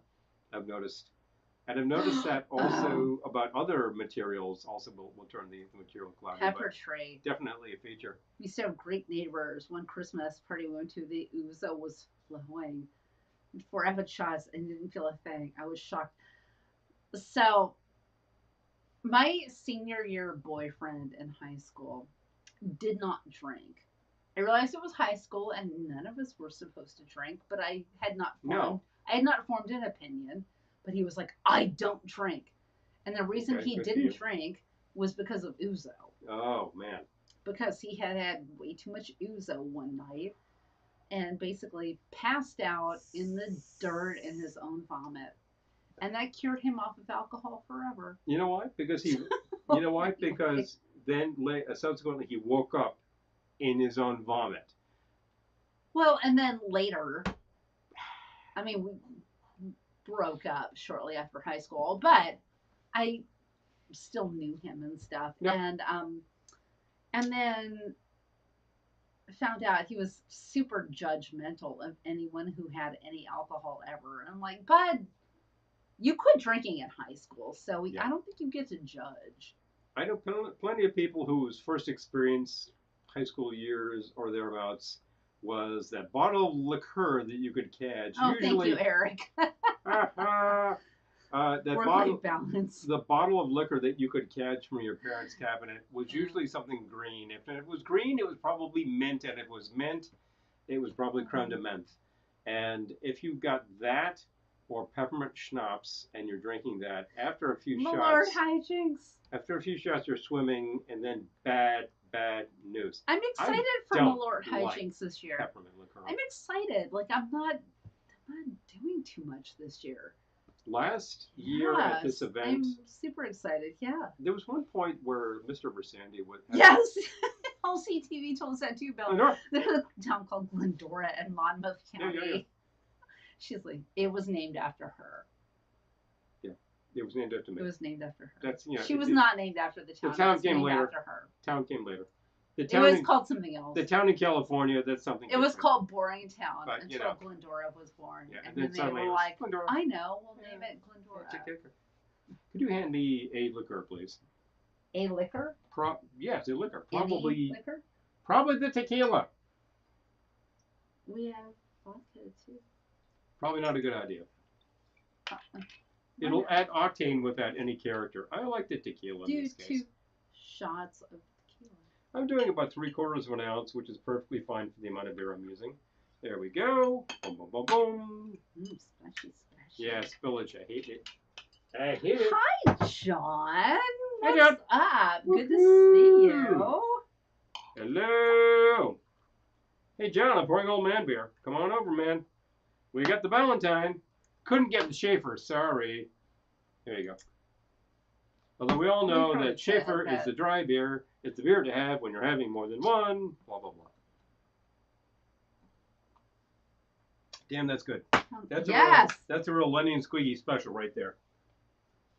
We gotta go to Glendora. I'm just saying. People keep telling us about Glendora. It's south of us by maybe 90 minutes. No, probably less. Probably more like 2.5 hours. Oh, okay. But still. There is actually an awful lot of New Jersey south of us, to tell you the truth. So. Oh. Okay, so we don't have a Costco membership. Nope. Someone tell us why we should. We cannot. If we did, we could not get liquor because our local Costco's wouldn't We'd carry. have to go to Connecticut. You have to go to Connecticut where such things can happen. So, but we do know people who live in Connecticut who do get their Kirkland booze. I believe gin was their choice. And he was happy with it. And he was a Bombay man, so I got to tell you. He was a Bombay man. He was a Bombay Sapphire man when we met him. And then he decided to try Bombay regular and said, I can't tell the difference. And I'm like, then there's no reason for me to pay more. But, yeah. But then when we went to visit them in Connecticut, he was all about the Kirkland gin and wine. Yeah, and they were buying it by the case. So I'm like, I need someone to tell me why we need a Costco membership. Because we can't get the booze. The great state of South Jersey. I'm just telling you. South of us is various flavors of New Jersey. Oh, photograph my interest. Oh, of course you did, Daniel. Oh, but please. Of course you did. I'm hoping that being in the audience, I will be able to taste them this year. Yeah, well, hoping that being able to witness such things. I haven't seen the cocktail contest. I shouldn't have shared this. I haven't seen the cocktail contest since year 2 when I judged it. After that, not a single thing. Oh, man. Oh, no. Oh, man. SoCo is no joke. SoCo is deceptive because it's kind of like this pre-mixed old-fashioned with some peachy flavor, which makes you want to drink more of it fast. It's really some people's worst nightmare. Don't need a membership to buy liquor at Costco? What? Hello. What? Mm-hmm. I wonder if that's different in New York. Well, we would have to go to Connecticut or New Jersey to go to Costco, but whatever. Mint will relax the esophageal sphincter. Oh, right here. Which mint will be a problem. Yeah. Reflux-wise. Yes. Yes. I've noted that I actually like a grasshopper, the drink, as dessert. Because it's basically just mint ice cream. Administering post-puke cure. That is loud. Eric, you're not wrong. Yeah. I had to come in. Oh, Laverne Shirley quote. Oh, your hips are saying yes. When your shoulders should be saying maybe. The classics. Thank you for keeping us on theme. We're talking about the Kirkland Irish Cream School. Okay, there's a whole world of Costco that I did not know about until just now. Here's the kicker with all of this. Here's the kicker about the Kirk is that who's making that stuff? Oh, BJ's. They just farm it out. Okay, so my sister and brother-in-law belong to BJ's, Gettysburg, ma'am. Yes. Interestingly, I just gassed up the second car. Whether I get in or not, we'll be making them at Ohana. Daniel, we should make a video. You know, just a fun little whatever. Check it. Yeah. Here's an interesting. I don't enter these contests because I can't handle the pressure, but But you do, and I bless you. You're my idol. Here's the kicker about these things. I have noted the people who enter this contest have frequently come to our table afterwards offering the drink. And like they didn't win, and I'm like, yeah, but I want to try your drink. But it's a good drink. I want to try your drink, and that's the thing. I want to try the drink from the person who didn't win because you put a lot of effort into that. Was and interesting things are going to happen. So SoCo was Janis Joplin. I believe she was actually sponsored by them at one point, which just sounds so wrong. Oh my God. I mean, the woman is gone now because of a lot of misadventures. But not because of SoCo, because SoCo is fairly low alcohol. So, like, as things go, SoCo mixed with a bunch of other crap. Yeah. Honestly, I kind of like this stuff, but I never have had it straight. I've used it as a mixer and things, and it's just a flavoring ingredient to me. No. Shit, for alcohol. What? This is the first time hearing about this stuff. Okay, interesting. I'm gonna have a little more shots, aka Shotz. So question for Daniel, because she's here. And you live in New York. And you live in New York. I believe that you are above the DMZ for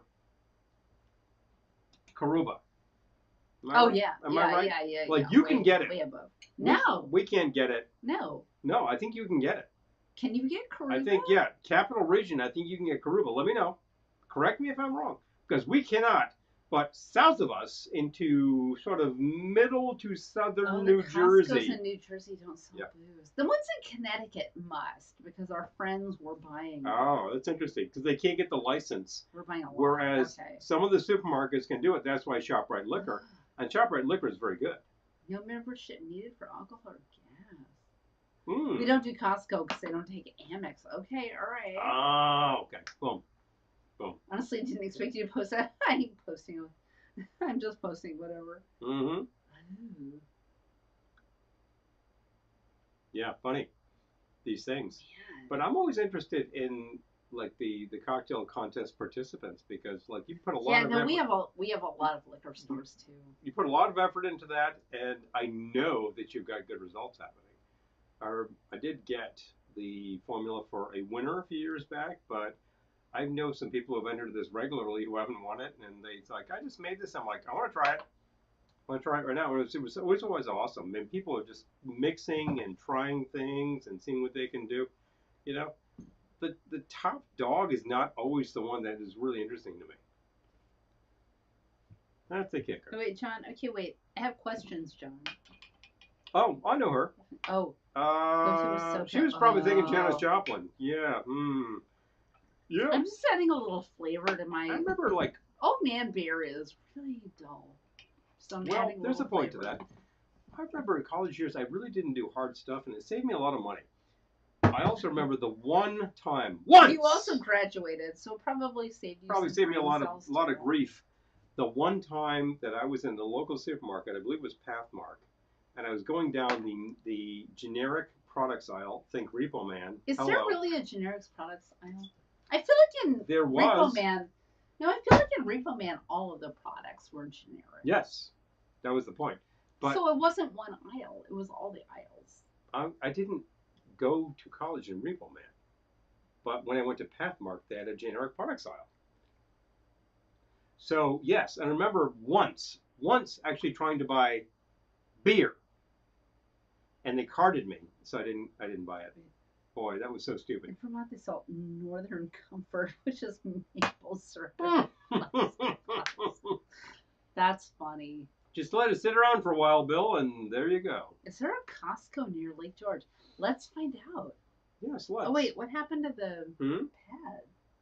Pad's behind you. Paul gave up on the pad. Well, because it was in my way, and I was done with it. It was in my way. Yes, it was, wasn't it? But if you click away, you're going to go black again. I'm telling you. By what you mean blackout. Lake George. Don't do that. Costco, Lake George, New York.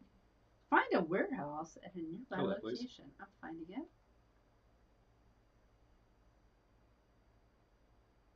No, Sterling, Virginia is nowhere near. Nowhere to Lake George. By a lot. Why the hell did they even recommend that to you? Lot of pain. I'm adding Lake George. Come on, go away. Hello. Zaz. Don't do that. Don't do that. I'm sure. Colchester, Vermont. Nowhere to Lake George. I'm going to say no. There's not a Costco anywhere near. It's not the kind of area I'm gonna say no. That begs that because you've gotten substantially rural, and I think that you kind of got to gauge it. Still, I think that Glens Falls could probably maintain a Costco. You never know. Hold on.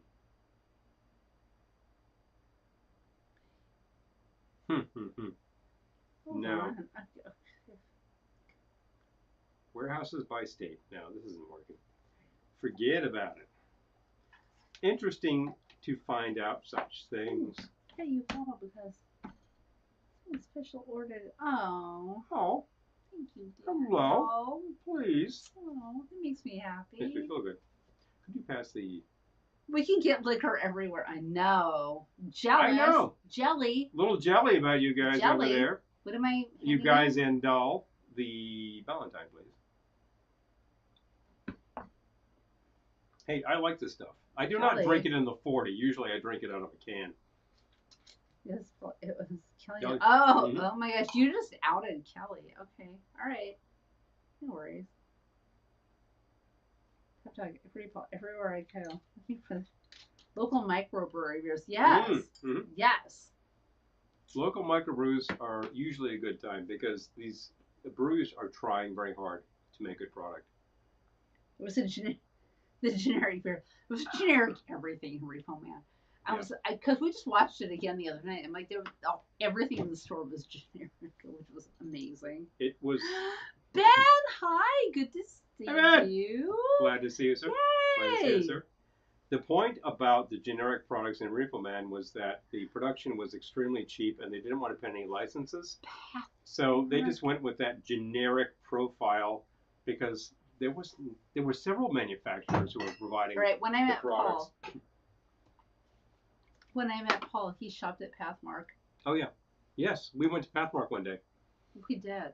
And then on the way back, we were accosted by a pack of pit bulls. And I was like, ah! And I screamed like hell at these dogs, and they took off. And then we like boogied the other way and found the police. Good times. Yeah. Good times. And then, good times in tell Brooklyn. The rest of the story. The cop drove us home in his car. Yes. We drove to where they were, and I remember talking to this guy, and he's just like, pit bulls, huh? Hope they don't bite. I was like, yeah, you're telling me, No, sir. the worst part was, okay, so that is all true. We were on our way back to his place, and then the cops put us in their car to safely drive us home. But we talked about that, and he's like, if I see those dogs, I'm going to shoot them. And I was like, ugh. Don't do that. You might want to curtail them otherwise. That upset me. Yeah. That upset me. That seemed a little trigger happy and not okay, but... I suppose Brooklyn cops are dealing with people who might want to sick a dog on them. I'm glad I was not mauled to death. Truth. Glad I was not mauled to death, but I still found that troubling and bless you and not okay. Yep. Anyway, we got that out. Oh, no Costco yet. They're building one in Yodeland soon. Oh, okay. Oh, we still don't have Costco, as far as I know. Nope. So the generic products were absolutely a thing in the 80s, and I recall a huge aisle in the Pathmark that I was accessing at the time that would have been... Because we're old man, Eric. Probably Uniondale. Eric, probably Uniondale Pathmark. And it was a big store. It was kind of a warehouse store without being a warehouse. They had the house brand sodas were something like 30 cents the can. It was really, really cheap. And they're actually pretty good. First bottle of liquor I ever bought, 1979, was the generic Pancho. Oh, Bill. Bill, Bill, I suspect you do not. I suspect you do not remember that evening. Oh boy, I tell you. Got another Costco nearby. Ooh, 32 pumps for gas. Wow. That's like a truck stop. I'm telling you, that's yeah. Casey, what's up? Oh, nice, man. Hi. Oh my gosh. So bummed I missed most of the show. Oh, you're good. You're good. Laverne Shirley. Okay, so we did. Paul closed and then took away my iPad. Sitting right next to you. Thank you. All right. Well, so far we have made the Rosy Green Bomb. I'm going to bring it back up.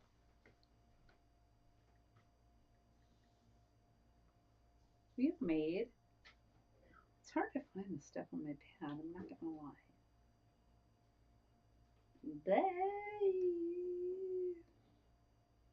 There we go. The Rosy Green Bomb, which was so good. 2 ounces of vodka, ½ ounce Giffard Black Rose liqueur, ½ ounce fresh lemon juice, a dash of Campari, a dash of Fee Brothers cranberry bitters.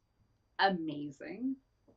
And then we made the Charles Pfister Crane, 2 ounces brandy, ½ ounce fresh lemon juice. Casey, you'll be getting all these later tonight, so whatever. No worries. ½ ounce Giffard Black Rose liqueur, bitter. Shake with ice, strain, and pour over a large rock. And then we tried Milk and Pepsi, which Milk and Pepsi is honestly pretty darn good. At the end of the day, it's really just kind of an egg cream. You know? So I called this next drink Milk and Pepsi and Class, which is 2 ounces brandy, a little frangelico, 3/4 of an ounce flax milk, shake with ice, strain into a cocktail glass, and add a splash of Pepsi. And then we also made what we're having now, Shotz in Shotz, which you can't necessarily buy Shotz. Because it's it's a fake beer, as it was for TV show. Because it's not real. Yeah, it's not real.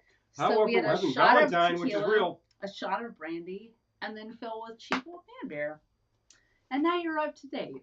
So there you go. Took no time at all. I will point out up to date. I want to note all of you Lucasfilm fans, of which Casey here is a fan. I just want to say, as of Sunday, may the 4th be with you. Oh, he's still on it. Oh, yeah, it's that kind of thing. And because I'm a format nerd, yes, I'm playing this on a big tape. I remember this dog this text morning. Like 134th Street. Oh, yes. Yeah, the dogs who were at the there was like a truck depot at the end of the street, and they had the pit bulls like guarding it. I'm like, what's with the man-eating dogs? That's terrifying. That's terrifying. John lived in the apartment after I left there. Yellow labels with black letters. Yeah. Yeah, seriously. He had a generic grocery items. I remember being really happy with the generic soda and stuff. The beer was made by Falstaff, and it was like bottom of the barrel. This was the worst of the old man beer. The only thing I ever had that was worse than that was rock and roll beer. Potted meat food product. Yes, potted meat. If anybody here ever actually had rock and roll beer, I believe that was also made by Falstaff. Rock and roll beer. That was the worst product ever put into a can called beer. Gotta say. But I remember seeing an ad for it, and then I found it, and I said, I have to buy this. I was able to buy that. As an adult until I was 35. Now look at the hot mess I created with help from Peter. If Daniel is still here, she can tell you that's called enabler. So. The enablers of the battle. Enablers. And I'm super excited for Ohana. I bought a little tiny $1.25 thingy for my costume today. Just a little bit. I am not going to go all in on my costume, but I spent $1.25 on it this year, and it made me a little excited for Ohana. I'm not gonna lie. Just a little bit. Just a little fun there. That's the fun part. The fun part, like I like to say. We're seeing a 1970s high school. Was to be seen wearing Pathmark sneakers. Pathmark had sneakers? Well, like a lot of grocery stores, they diversified, and then like some sneaker manufacturers like, we can put your brand on that. Boom. Pathmark had sneakers? At the time, that was considered so déclassé, but then you need to film like Repo Man to tell you how that is just a reflection of society, and like Full you should check that out. responsibility for the cocktail monster I created when he introduced Phil to Manhattans. Manhattans are usually like one of us will. Usually one of us is home before the other, and it's like, True. oh, send me your order, and it's usually like Manhattan, Manhattan, have a Manhattan, Manhattan, and it's like because Manhattans are amazing. Well, it's a very simple drink that was reinvented about 56 times, although a couple of the original claimants to it probably have some swing with that. Although, honestly, yes, the thing that we reach for more than that would be the sidecar. I think the Argentinians mix red wine and Coke. Oh, yeah, they do. Because I don't think you're wrong. Yeah, because you know what the Argentinians also do? They mix Coca-Cola. Oh. They mix Coca-Cola and Fernet. Casey was not into a Manhattan. Tried a Manhattan recently. Expected more. Casey, well, what did you expect? Let us know because we're about to do a big old collaboration. So, was it more bitter? More like I'm absolutely no judgment aside. I would like to know what more you expected. I will note that a hell of a lot of places will make a Manhattan with Canadian whiskey. And the fact is, it's a little bit lighter, so you're not getting a lot of bite out of that drink. And if they actually don't get the balance right, that's not great. If they forget the bitters, you're missing an element. So there's only three things in there. Jennifer, hi, Jennifer. What's up? Mm-hmm. So, I accidentally discovered flax milk, and I'm a fan. You grab the carton, you squeeze it really hard, and there you go. You know what? I just used it as I would use ordinary milk. It works really well. I don't think my body loves actual milk, so it's so good. You may have a bit of an intolerance. I may. Could be. But what's your question? Oh, yeah, that was How you milk flax is I just used it. You squeeze it very hard. How do you milk flax? Yes. Yeah, no, I think you just squeeze it hard. Yeah. Well, it's the same thing with all the nut milks. You just you actually you soak them really hard and you squeeze them, and there you go. Almond milk. Pound that. Cashew milk. Out pistachio milk. It sounds so stupid, but at the end of the day, it's a real thing. And almond milk has been a real milk thing for a very long time because that was the original orgeat. The other thing is oat milk. When we did our little short epic movie, one of our correspondents, one of our actors, actually asked for oat milk, and we said, "Okay, sure, no problem. I mean, it's cheap." We picked it up, and I tried it, and I was like, "This is actually very good." I was very surprised with that. You're making a drink in reference to when Laverne and Shirley moved to California. That's such a good idea. Not this week. Next week. In the subsequent broadcast. I know. Laverne and Shirley ran forever, so. Something like 8 seasons, which is a really long and period I was in, from honestly, where they were. The summer between my junior and senior year in high school, I took a full-time acting program because because I was obsessed. So I was in class with a guy whose aunt played. What was the character's name? So hold on. Shotgun, hand on the pump, left on the 40. Puffing on a blunt. Okay, hold on. I'm not going to continue that song, by the way. Hold on. Will you kill that, please? I hate that.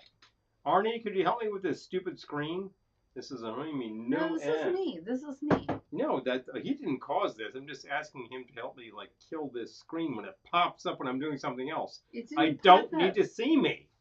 It didn't pop up. I brought it up. You didn't bring it up. You brought up that. You didn't bring up that screen. I brought it up. Oh, this one. Yes, that's what I'm talking about. I see what you mean. Annoying. Okay, hold on. I gotta go to our seasons. Yep. Where is it? It's probably... that's about right. Hold on. Oh, Shotz actually goes defunct around 1962. Oh, wow. I might be too early. Hmm. Interesting. Okay. So, I'm just. Oh, Leslie Easterbrook, who played Rhonda Yes. Lee. Mm-hmm. I'm bringing this back. Leslie Easterbrook, who played Rhonda Lee. So, her nephew was in my acting class. So, I'm just saying. Oh, you got a fan of the Enablers in Jennifer. I'm just saying. Seriously. You've been making a. Oh, okay. Okay, so that one. I put both. She was sweet.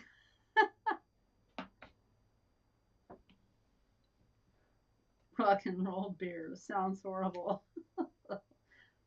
I imagine it was. Errol, I really wish I had the six-pack right now and I could hand one to you and you'd be like, glug glug. This is the worst thing I've ever had. And I've been in the Navy. And that would really be saying something. Amy, I'm with you. I have purposely turned my brain off. Yeah. So I'm like, in terms of costumes, I'm like, I'm gonna give a hint of my costume and then I'm done because I can't. Yeah, I can't. Used to call supermarket sneakers. Almost. Oh. I swear. Rock and roll beer sounds like a video beer. Bad 80s video. Take your pick. Take your pick. Is it Warrant, Y&T, or who is Sister Christian anyway? Yes, those guys. Night Ranger. Yes, thank you. One of those guys would be like, "We're drinking rock and roll beer." I can't adult today. I feel that. Mm-hmm. I feel that hard. Okay. I also remember a friend of mine in college years finding Harley beer. Yes, that Harley. And it was basically rock and roll beer in a different bottle. And it was in a can. It was terrible. Terrible. Second bar. Okay. Oh, wow. We did that? We're your enablers. Yeah, exactly. Well, whiskier than I thought. Yeah. Adulting is overrated, yes. Yeah, screw it. Wait. Straight my introduction to Manhattan, Las Vegas. What? Yeah, I think we heard that in a different context. So, not enough diversity. Well, ultimately, here's the thing: it has 3 ingredients on a good day. It has 2 ingredients on a bad day. There's not a lot going on. You need to get the balance right. You need to use really high quality ingredients. If you have like well liquor, it's a boring drink. And you need the bitters. And you need the right bitters, in my opinion. In Argentina, what Daniel called the Argentinian eggs on pork on beef. Oh man. Well, that sounds like Argentina versus Brazil. Banana milk is good. Yeah. Yeah. Argentina and Brazil are sort of like the beef capitals of the world.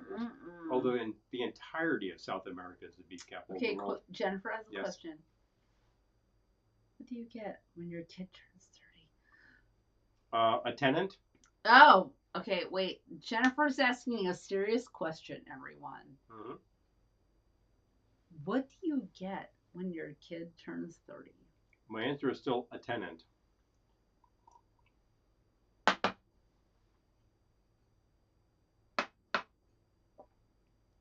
I'm leaving that up because... Mm-hmm.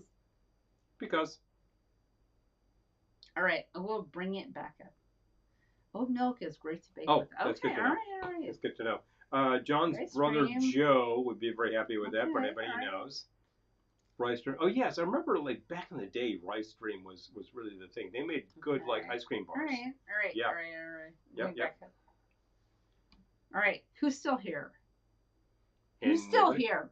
Hey, are you still here? Are you still here? Because Jennifer has a legit question. One of my college friends, Joy, actually was lactose intolerant, And I remember she was the first person to be eating Tutti Cuties, which were like the little ice cream sandwich bars. No, but then there is also did the rice dream too. So I thought that you need to have alternatives. I thought that was important at the time, and I can tolerate a lot of stuff. What do you get when your kid turns 30? Anybody? LCTV. I feel like you might have some insight. So I want to help out Jennifer because she's a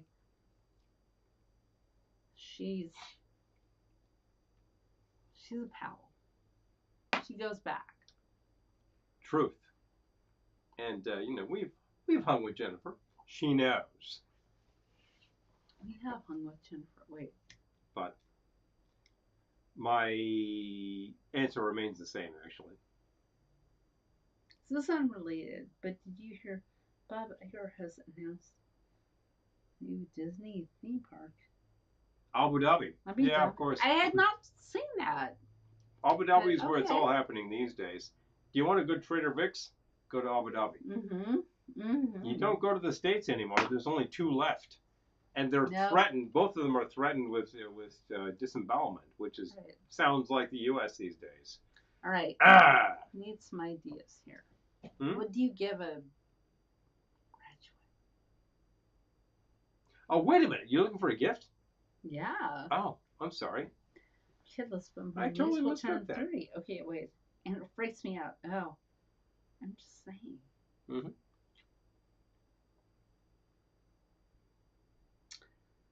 Very old and 3 piercings due to oh jeez. No. I'm gonna show that. Okay. Yep.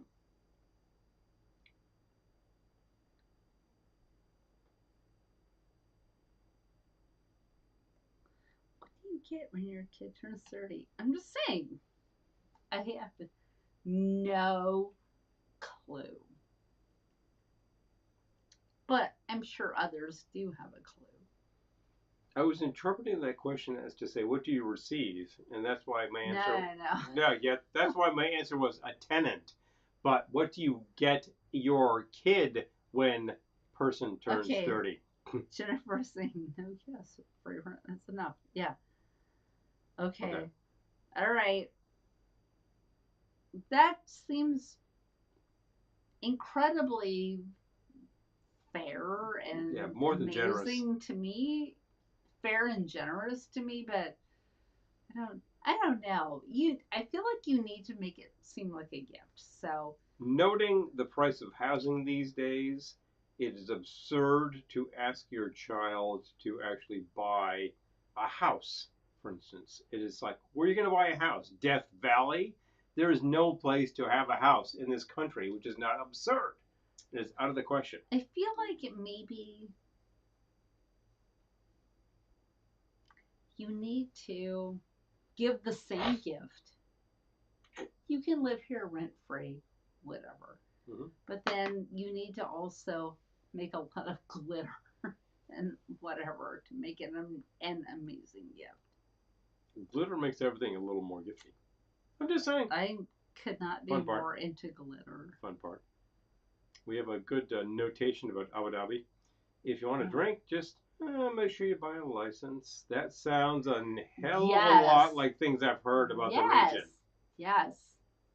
That sounds a hell of a lot like things I've heard about the region. Can you be trusted when you turn 30? I hope so. I hope so. Yeah, when I turn 30, I'll tell you about it. That's the kicker. I'm thinking about within that region, there are certain things that are prohibited food-wise, but if you know the right person to ask, I hope so. That's... Death Valley's probably out of there.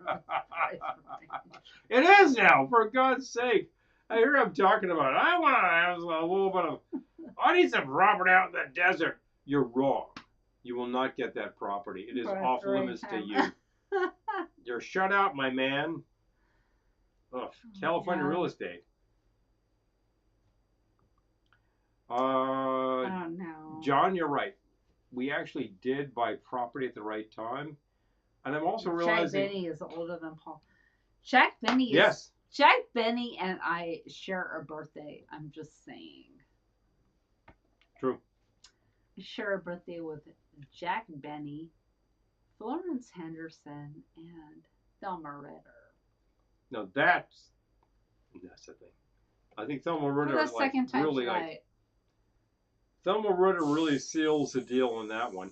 I'm noting that the note from John here that we bought at the right time, property. But I'm also thinking, Casey, if you're still here, records. I think I bought records at the right time because now they're going absurd. Good grief. I'm just talking about like some, I don't know, Young Rascals records, and they're just crazy, stupid prices. Who even cares anymore? Here's the Shotz. I like those records. I would buy them. Some more Shotz. But they should not be $50. You know? That's just stupid. They should not. They should not. It's too much. Look, Led Zepp records, fine. People are going nuts about this kind of crap. Buy it. Whatever. Buy that crap. I'll take that crap. Take that crap. I don't mind refilling. Hey, I got a 40. Sawed off shotgun, hand on the pump, left hand on the 40. Puffing on a blunt. I'm not going to finish that song.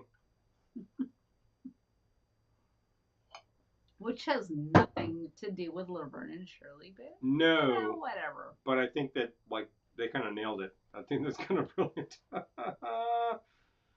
So,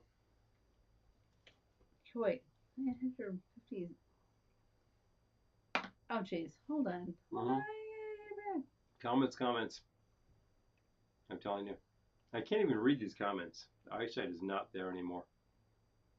It wasn't there then. John shares a birthday with. Hold on. That really implies that you need to learn to smoke cigars, which is probably not a thing.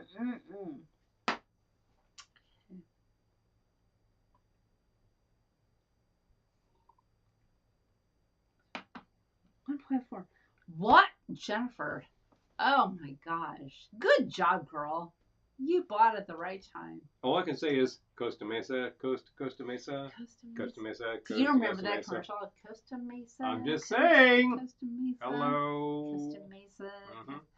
You bought at the right time, girl. Okay. Yeah, seriously. I feel like we all needed to buy property in about 1998. That would have done very well.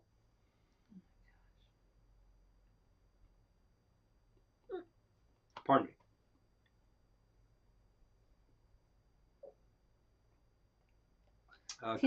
Contractors is a full-time job. Oh, I cannot even.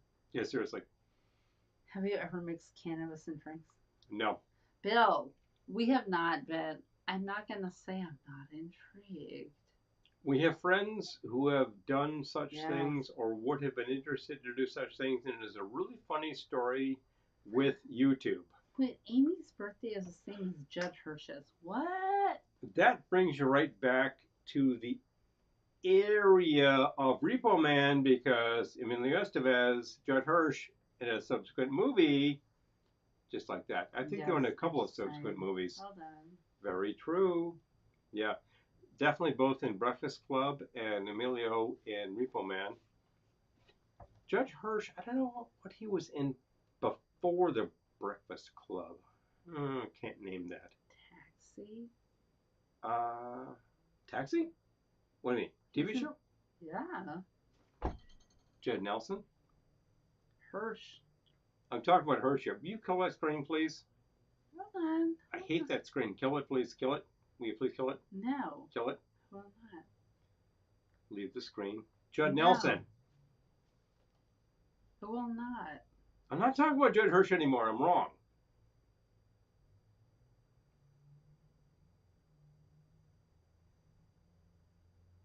Although I will say his birth date. He's not dead, but his birthday. I was going to say his birthday and death date, but he's not dead. Yes. Are not available on Wikipedia. I'm not going to tell you about that.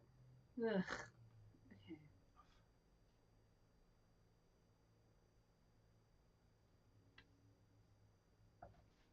Kill that screen, please. Will. Kill that screen, please. I do not need a parasitic screen. I'm just telling you. IPA, which was awful. Oh, that sounds kind of awful, John. I'm just going to say. Hemp. Eric shares a birthday with Kurt Cobain. Oh, man. Hello. Chet Hirsch was in Taxi. Yes, Amy, right. I knew that.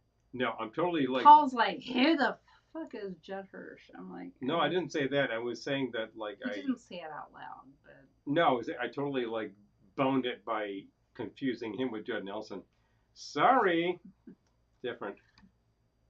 I'm just saying. Yeah. I knew what you meant. No, I did. I totally did. Yeah, I'm thinking about that. Everyone was dumping records. My brother scarfed up for pennies. Oh, yeah. So smart. Casey, if he's still watching, actually noted that to me recently, circa about maybe 1999. Everyone's just like, get rid of LPs. He remembers cleaning up at the time. I remember cleaning up within the prior about 10 or 15 year period. And we got a lot of stuff. And I was just listening to some of that today, and it's kind of great. And I'm glad I got it for pennies on the dollar. All right. Is it that time? I think it's about that time. We've gone about 20 over our usual. This is too much fun. I can't take it, people. Laverne Shirley. We got Shotz. We got Blatz. Charles Sister Crane. We got all the parts. Rosie. Milk and Pepsi. You could work it out. Everything happened there. Yeah. She's working a Rosie angle. I just have sort of a bowling shirt here. People. Fantastic things have happened tonight. Have we played a commercial? Do you enjoy a margarita on Cinco de Mayo? Calacaboy, we did enjoy margaritas on Cinco de Mayo. In fact, we did. It was amazing. All right, folks, if you have not given us a like tonight, it really helps. That's super simple. Costs nothing. Share with your friends. Doesn't hurt. Can we play a commercial, please? Oh, you're right. Oh, yeah. I played a commercial this whole time. What the heck? Hold on, a commercial break. Not available in any store. It's the Glendora Wine Glass. This attractive vessel holds 6 ounces of your favorite wine or adult beverage and will be the envy of your friends. Write velveteenloungeny@gmail.com for information on how you can make this cherished collectible yours. If you want your wine to taste better, you better buy my glass. Do it today. After a trying day in the salt mines, unwind with the soothing sounds of ceviche. This Latin-inspired collection of surf instrumentals by the Clams is the perfect soundtrack for relaxing with a martini or Manhattan, and the special edition LP comes complete with the classic hit, Glendora's Theme. Don't wait. Visit the Velveteen Lounge store on Big Cartel for your copy while supplies last. All right. And we're back. Thank you for watching that commercial. Thank you very much. We do not play commercials constantly during our show because we usually forget. Usually forget. But the simple fact is that everything costs, as our friends at PTV and LCTV would tell you. They remind us frequently that people should be hitting the like button. It helps. It really helps these things. I always forget that because I'm a sap. So listen, that does make a difference. The product that we actually have available makes a serious difference to us. And then there are people who simply say, I'd like to send you some product. I'm like, oh, you're just angels over here. That's just marvelous. I really appreciate that the most of all.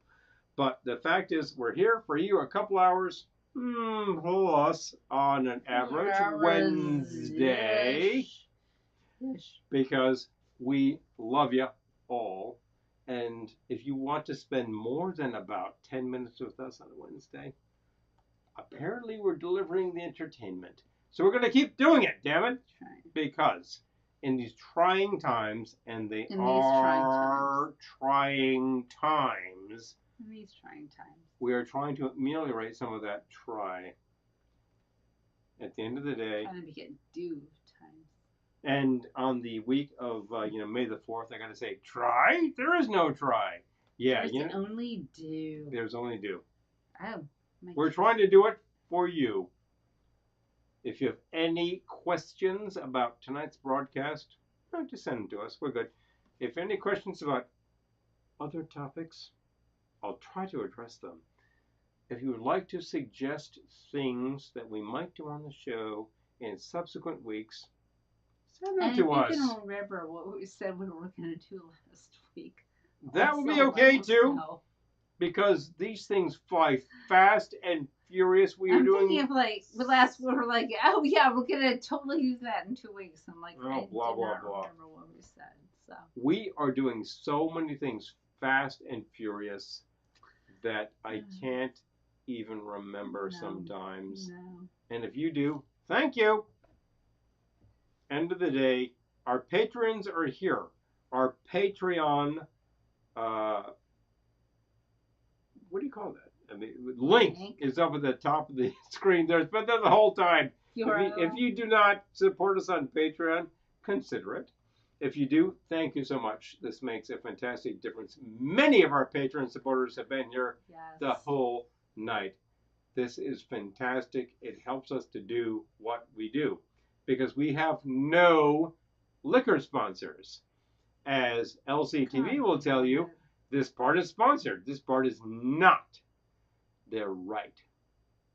They're absolutely right. And like really, tonight, nothing is sponsored. We have no sponsors for any of this. Nope. We bought the liquor. We bought the beer, etc. Nope. We bought the lemons for Pete's sake. So that's important. Thank you, Eric. We will Thank you. Let you know. Thank you. Thank you. But some people support us by other means, and that is extraordinarily appreciated too. Because look, material helps. If we're just trying to display things, that's just fantastic. But at the end of the day, we'll be here with you here for a couple of hours or so on a Wednesday, because we just keep on going and going and going. And people who have seen us at Ohana knows that that is absolutely the case. And always, you got to remember something. It's a hard, hard world out there. And it's going to bite you. But the simple fact is, no matter where you go, and no matter what you do, you know something? We're going to see you soon. Night. Night, people.